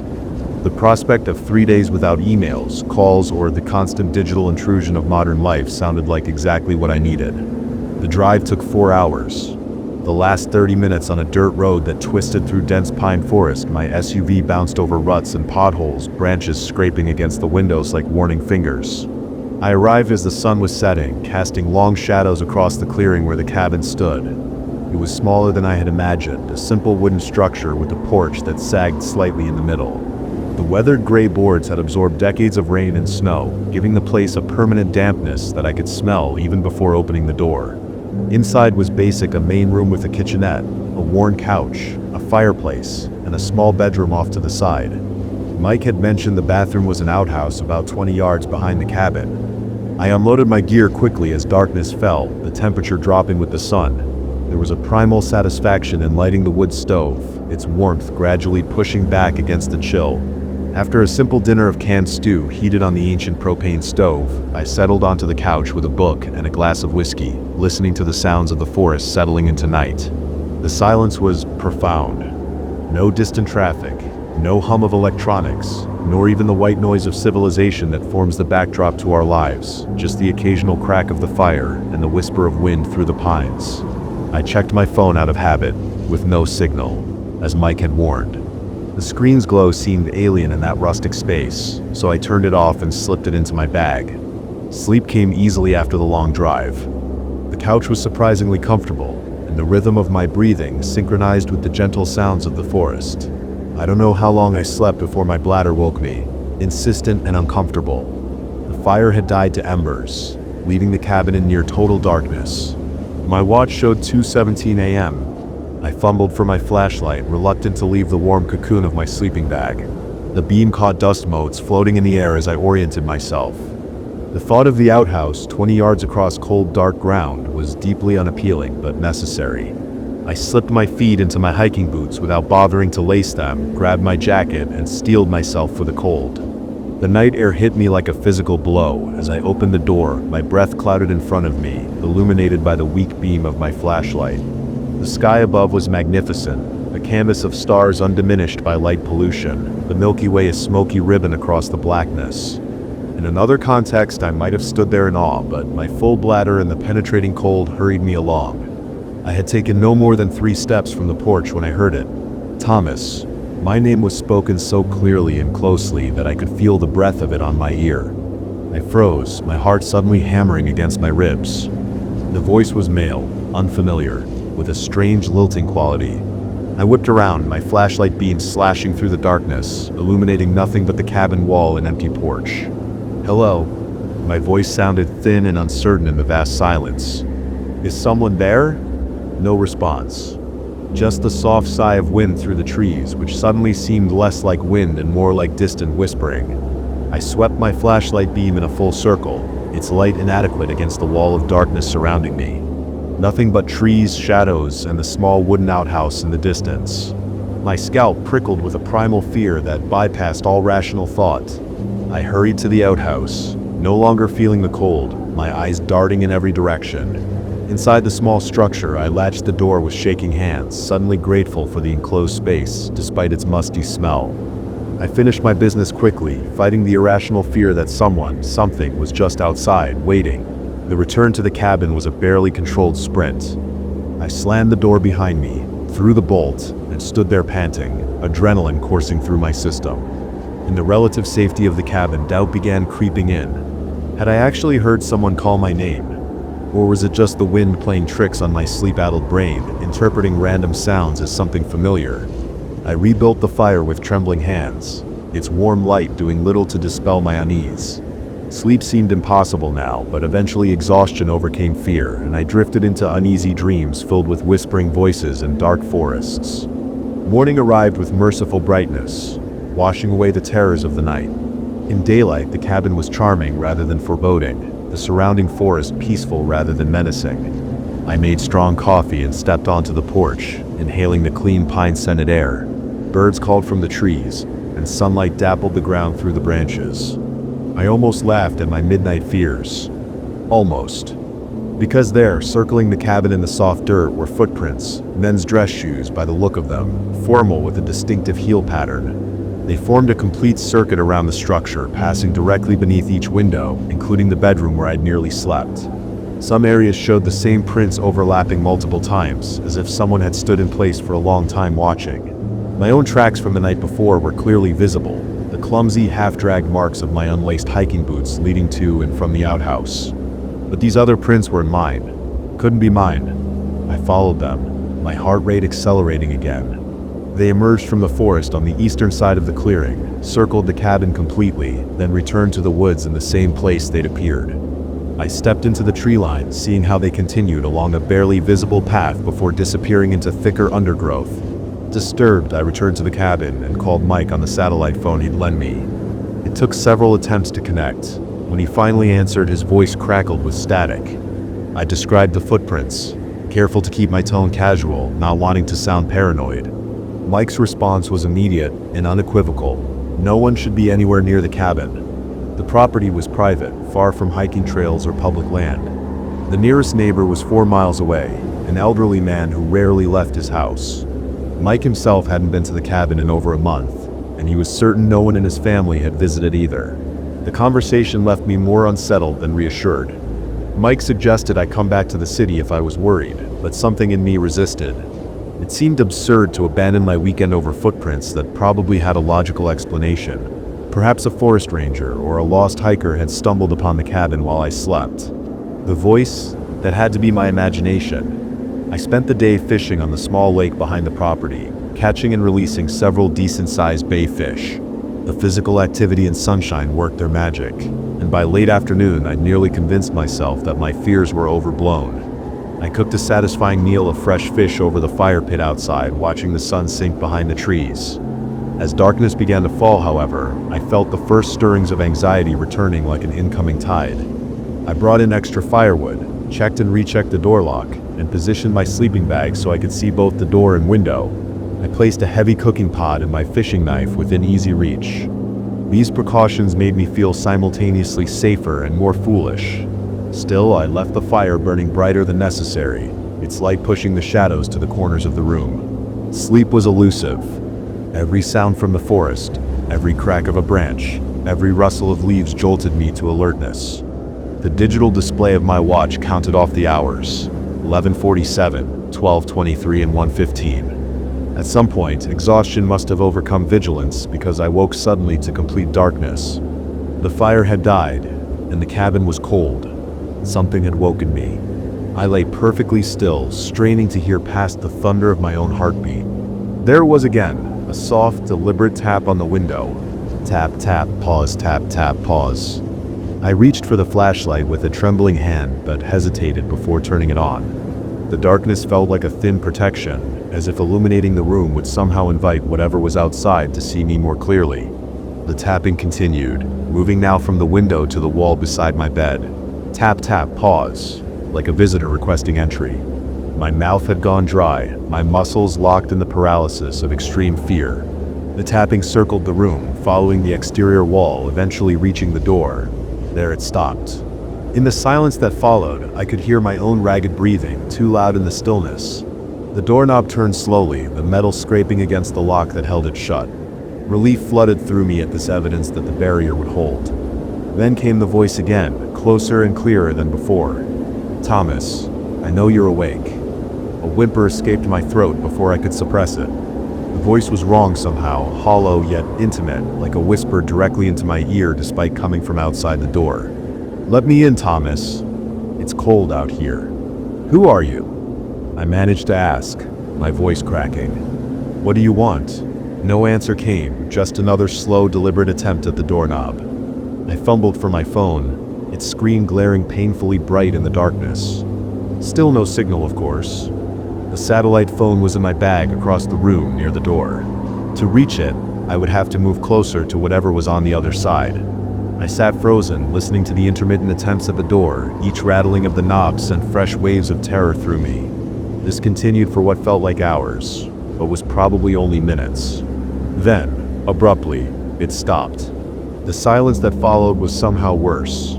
I strained to hear any indication of where the visitor had gone. Had they left or merely moved to another position around the cabin?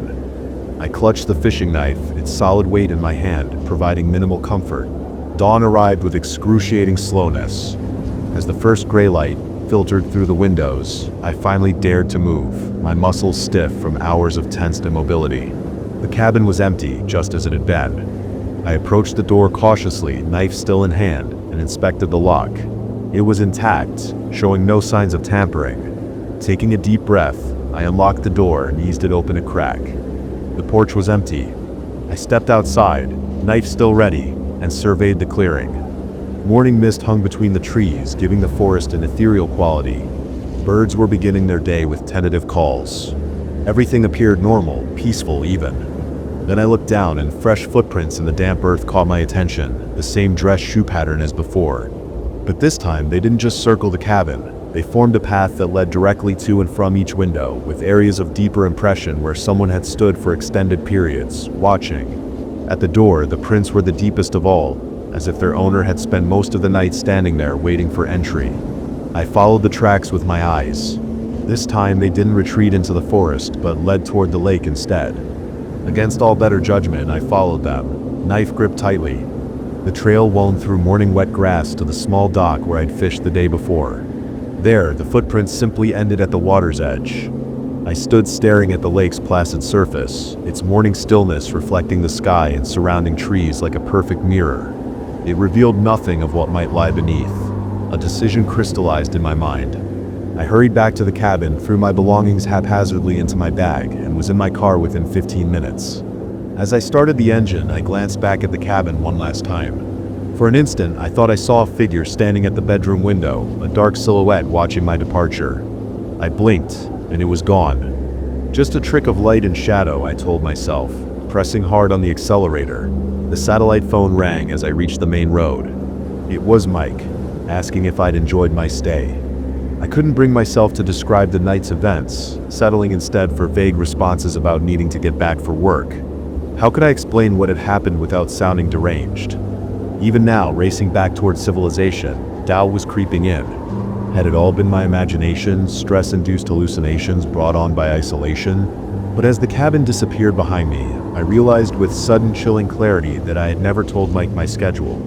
Never mentioned that I would be leaving today rather than tomorrow. So why had he called at the exact moment I was leaving, as if something had informed him that his property was now vacant? I never returned to Mike's cabin, and our friendship has cooled in the months since. He occasionally asks if I want to use the place again, mentioning that it misses me. I always decline politely, making excuses about being too busy. I haven't told him that sometimes I waken in the night to the sound of tapping on my bedroom window, tap tap, pause.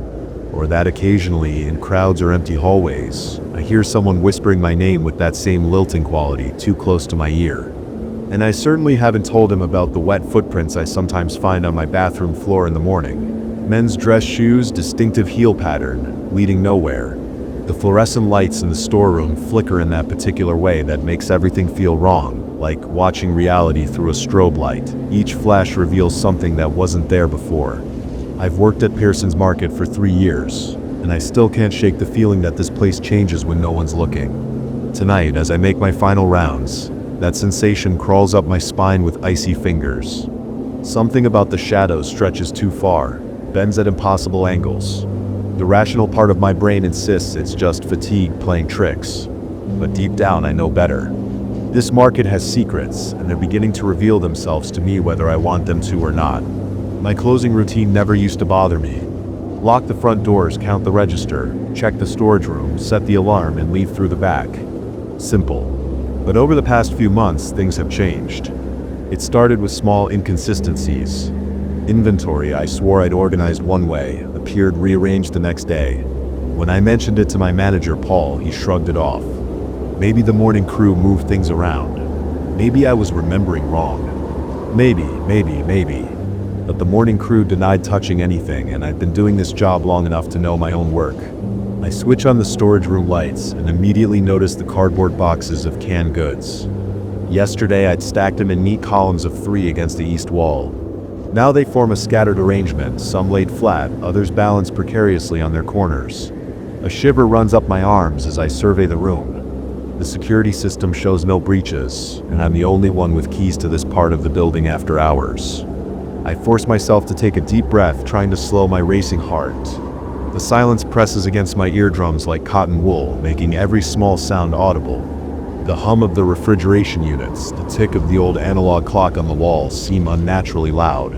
I begin to rearrange the boxes, cursing under my breath.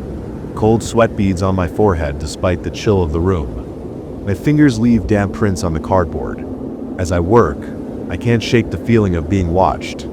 The corner of my eye keeps catching movement that disappears when I turn my head. Just shadows, I tell myself. Just the flickering lights playing tricks. It wasn't always this bad. For the first 2 years working here, the place was just a job, boring, predictable, safe. The change came gradually, almost too subtle to notice at first. A pen that wasn't where I left it. The break room chair pushed slightly away from the table. The faint smell of something musty and ancient when I opened the supply closet. Paul thinks I'm losing it. He didn't say it outright, but I could see it in his eyes when I showed him how the cleaning supplies had been rearranged for the 5th time in 2 weeks. He suggested I see someone, get some help, said the stress of night shifts can get to anyone, but I'm not imagining the low scraping sounds that sometimes echo from the storeroom when I'm alone at the front of the store. I'm not imagining the footsteps that stop whenever I try to track them down. Last week I left a trap. Nothing elaborate, just a thin line of talcum powder along the threshold of the storeroom door. When I returned from my break, the powder was disturbed, not by footprints, but by something that seemed to have been dragged through it, leaving strange undulating patterns in its wake. My stomach clenched so tightly I thought I might vomit right there. Tonight feels different. Worse, the air in the market seems thicker somehow, resistant, as if I'm moving through invisible cobwebs. My skin prickles continuously, tiny electrical shocks that dance across my flesh at random intervals. The usual sounds of the building settling seem more deliberate, more purposeful, less like a structure adjusting to temperature changes, and more like something large shifting its weight. I check my watch. It's 11:42 p.m. 18 minutes until I can leave, go home, pretend this is all in my head. I just need to finish the inventory check and lock up, but as I move toward the storage room, dread pools in my stomach like ice water. My legs feel leaden, my mouth goes dry. The storage room door stands slightly ajar, though I distinctly remember closing it earlier. A thin ribbon of darkness stretches from the gap, somehow blacker than the surrounding shadows. It seems to pulse, to breathe. My rational mind races for explanations. A draft, a problem with the lights inside, but my instincts scream danger. With trembling fingers, I reach for my phone and turn on the flashlight. The beam seems feeble against the darkness leaking from the storeroom. I push the door open wider, wincing at the low creak of the hinges. The sound seems to stretch, lasting longer than it should. Hello? My voice emerges as a hoarse whisper. No response, not that I expected one. I step inside, sweeping my light across the room. Everything looks normal at first: shelves of stock, cleaning supplies, and the old desk with the inventory logbook. But then I notice the back wall. The heavy metal shelving unit that normally stands flush against it has been moved, dragged about a foot to the left. It weighs at least 300 pounds. I couldn't move it alone without making an enormous racket. As I approach the shelving unit, my flashlight beam catches something on the exposed section of wall. At first I think it's graffiti or water damage, but as I draw closer, my breath catches in my throat. It's writing, or something like writing, symbols I've never seen before, etched directly into the drywall. They seem to shimmer slightly, as if viewed through heat waves rising from hot asphalt. Looking at them makes my eyes water, and my head throb. A sound behind me, the soft scuff of something against concrete. I whirl around, my heart hammering against my ribs so hard it hurts. Nothing, just boxes, shelves, and shadows. But one shadow seems wrong. It stretches from behind a stack of paper towels, too long, too angular to match the object casting it. And as I stare, it seems to lengthen, to reach toward me with tapering fingers. I blink hard, and when I open my eyes, the shadow looks normal again. Just my imagination. Just stress and fatigue, and too many late nights alone in this place. I turn back to the strange markings on the wall, determined to photograph them as proof for Paul, for anyone who might believe me. But my phone screen shows nothing but blank wall where I know the symbols are etched. I look up from the screen, and they're still there, still shimmering, still making my temples pound with increasing intensity. I try again with the camera.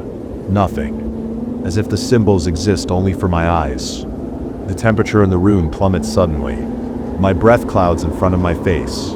The shelves begin to vibrate, items rattling against each other in a discordant percussion that grows louder by the second. The symbols on the wall pulse in rhythm with the noise, their edges bleeding, spreading across the surface like spilled ink. I need to leave. Now. Every cell in my body screams it. But as I turn toward the door, I see it's closed again. I never closed it. The handle turns in my sweating palm, but the door doesn't budge. It's locked. From the outside. Something cold touches the back of my neck. Not a solid touch, but the suggestion of contact, like fingers of mist. My muscles lock up. I can't move. Can't scream. Can barely breathe through the constriction of terror gripping my throat. The presence behind me doesn't move away. Instead, I feel it leaning closer, since its weight hovers just behind my right ear. The air there feels charged, dense with malevolent intent. A whisper so soft I almost miss it beneath the rattle of the shelves. My name spoken in a voice like stones grinding together. Not a human voice, not even close. The paralysis breaks. I lunge for the door, slamming my shoulder against it with enough force to send pain shooting down my arm. It gives way suddenly, sending me sprawling into the hallway. I don't look back. I run, legs pumping, lungs burning, keys clutched so tightly in my hand that they cut into my palm. The front doors. The alarm. I can't remember the sequence. I fumble with the keys, dropping them twice before managing to hit the right combination. Alarms blare as I burst into the parking lot, but I don't care. You'll deal with the security company later. I'll deal with Paul later. All that matters is getting away. In my car, the engine roaring. To life, I finally dare to look back at the market. Through the front windows, I can see all the way to the storeroom hallway. A figure stands there, too tall, too thin, its proportions subtly wrong in ways my mind can't quite process.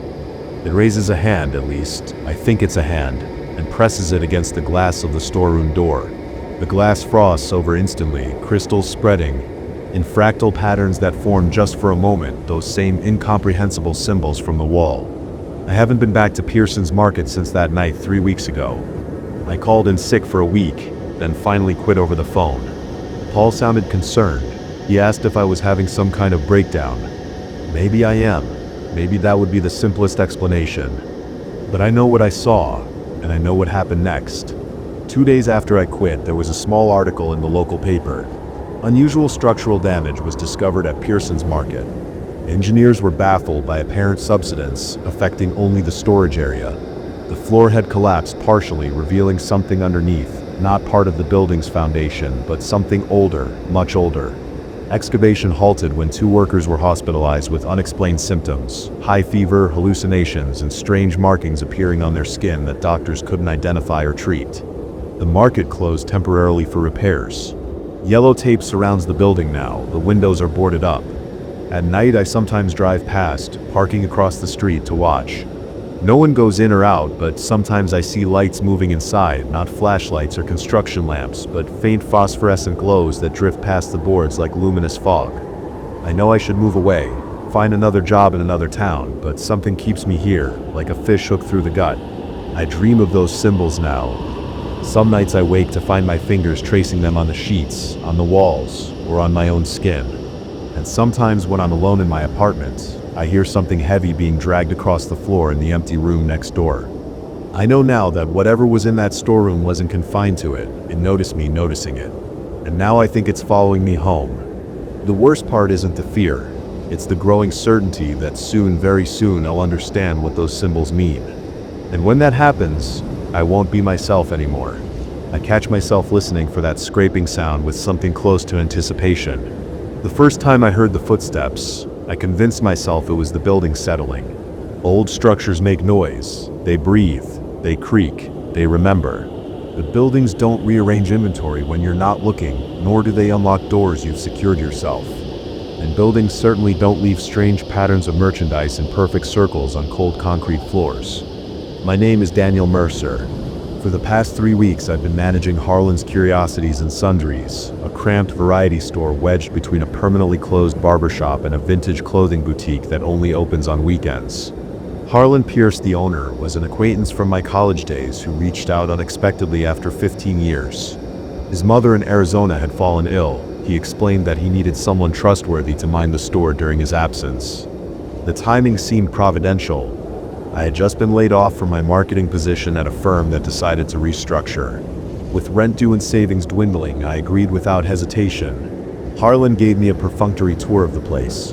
A narrow storefront with tall wooden shelves, stocked with an eclectic mix of items. Vintage postcards, locally made candles, antique trinkets, practical household items, and various other oddities that seemed to follow no particular merchandising logic. The store occupied the ground floor of a 3-story brownstone built in 1893 according to the plaque beside the entrance. The historic downtown district was picturesque during daylight hours, but emptied quickly after 6 p.m. when the offices closed and the few restaurants shut their doors. Harlan said, "The stockroom is through here," leading me to a heavy wooden door behind the counter. "Keep it locked. Always." His tone had been casual, but his eyes had lingered on mine a beat too long. I nodded, attributing his emphasis to normal security concerns. The storeroom was surprisingly large, stretching the entire width of the building and extending back further than seemed possible from the street view. Metal shelving units created narrow corridors stacked with cardboard boxes. Many were yellowed with age. The air felt different back there, heavier, with an underlying metallic tang that made my sinuses sting.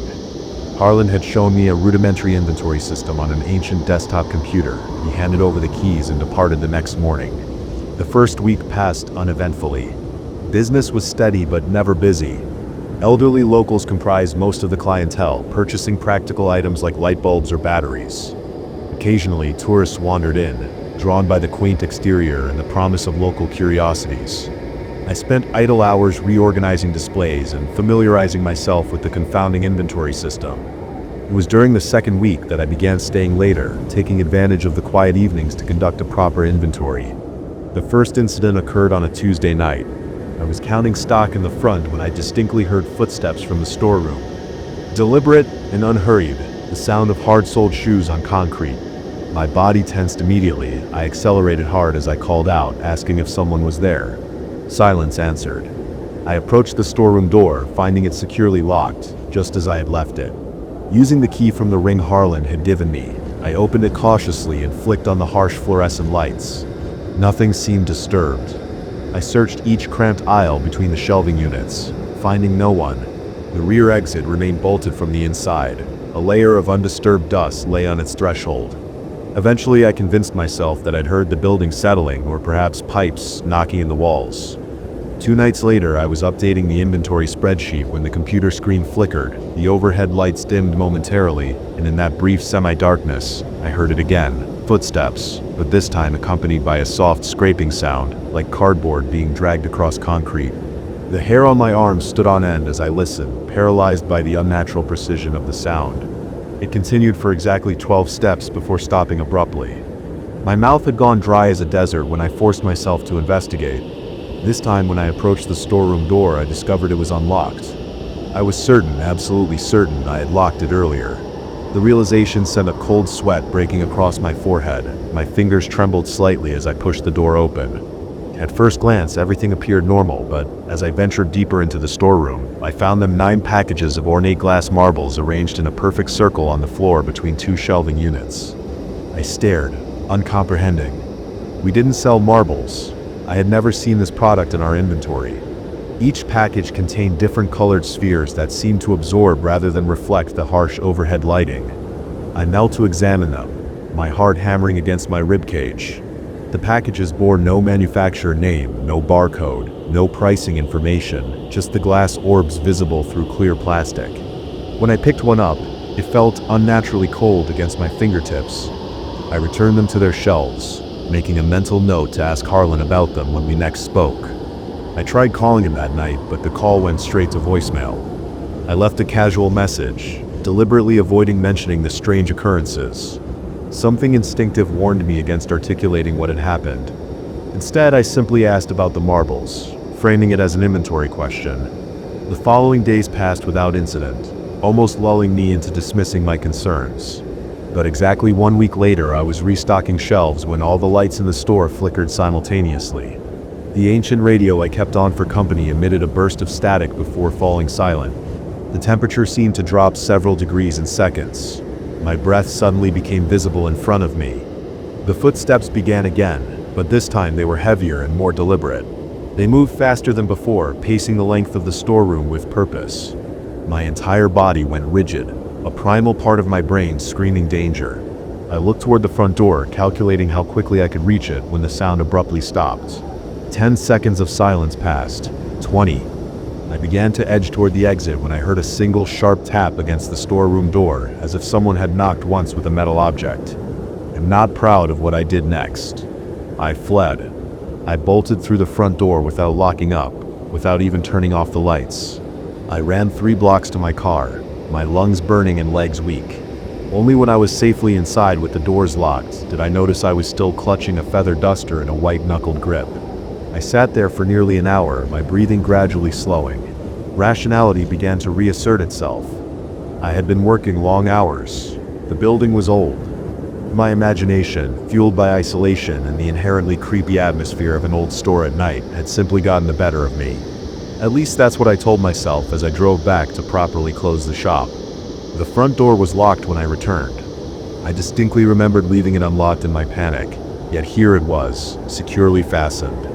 My key still worked, however, and I entered cautiously. All the lights were off, though I was certain I'd left them on. The familiar scent of dust and aged wood had been replaced by something sharper, like ozone after a lightning strike. I moved through the darkened store by the glow of my phone's flashlight, heading straight for the storeroom. The door stood partially open, a sliver of deeper darkness beyond. I pushed it wide, fumbling for the light switch. What I saw froze the blood in my veins. Every single box in the storeroom had been arranged on the floor in concentric circles, hundreds of them creating an elaborate spiral pattern that radiated from the center of the room. At the very middle sat a single package of those strange glass marbles, this one containing spheres of such a deep black that they seemed to create a void in the light. I approached slowly, my shoes echoing unnaturally loudly on the concrete. I felt watched from every angle, the weight of invisible eyes pressing against my skin. When I reached the center and bent to pick up the package of black marbles, my fingers brushed against the plastic, and every light in the storeroom exploded simultaneously. In the sudden darkness, I heard whispering, dozens of overlapping voices speaking words just below the threshold of comprehension. The air grew dense, difficult to breathe. I stumbled backward, colliding with boxes as I desperately sought the exit. My phone had died, leaving me in absolute darkness. I spent what felt like hours crawling through the labyrinth of inventory, repeatedly encountering dead ends where passages should have been. The whispering continued, occasionally rising to a crescendo before falling to near silence. At some point, I began whispering back, begging to be released. The darkness seemed to thicken in response, becoming almost viscous around me. When I finally found the door, dawn was breaking outside. I collapsed on the sidewalk, gasping like a drowning man finding air. A passing delivery worker asked if I needed help. I must have looked deranged, clothes disheveled, eyes wild, face streaked with tears I didn't remember shedding. I called in a locksmith that morning, had every lock in the place changed.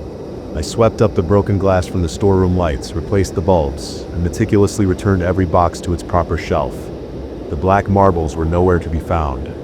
That night I received a text message from an unknown number. They're arranged in circles because that's how they travel, don't break the pattern. I tried calling Harlan again, this time leaving an urgent message explaining everything. His phone went straight to voicemail. I contacted the emergency number he'd left, supposedly his cousin in Phoenix.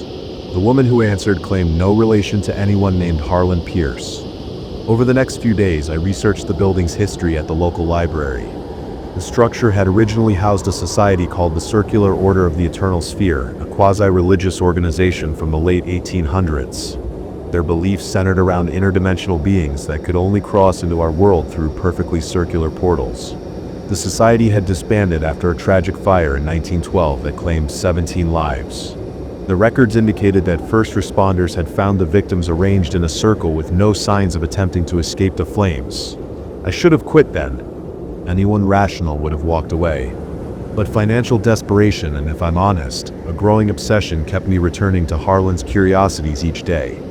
I installed motion-activated cameras throughout the store, focusing particularly on the storeroom.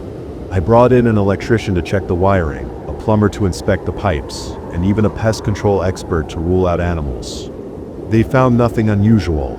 The cameras, however, told a different story. Each night between 2:37 a.m. and 2:39 a.m., they recorded static. Just 2 minutes of snow, after which everything appeared unchanged, except things were changing. Inventory shifted positions. Items I didn't stock appeared on shelves. And always, the storeroom door would be unlocked in the morning, despite my religious adherence to securing it each night. Last night I decided to stay. I hid in the storeroom itself, concealed behind the shelving unit, determined to witness whatever occurred during those missing 2 minutes. I brought a flashlight, my phone, a digital camera, and a baseball bat, though what protection I thought it would provide against something that could manipulate electricity and move through locked doors. I can't say. At 2:36 a.m., the temperature dropped precipitously. My phone died first, followed by the flashlight. The darkness that enveloped me felt alive, pulsing, breathing. The footsteps began, circling my position with impossible awareness of my location. I remained motionless, scarcely breathing, as they completed 7 precise circuits around me. Then they stopped directly in front of my hiding place. In the absolute darkness, I felt something lean close, so close that I could feel cold breath against my face. A voice, barely above a whisper but somehow filling the entire room, spoke 5 words. "Harlan isn't coming back, Daniel."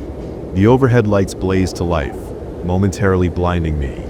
When my vision cleared, I was alone in the storeroom. Everything was in its proper place. No circles, no strange merchandise.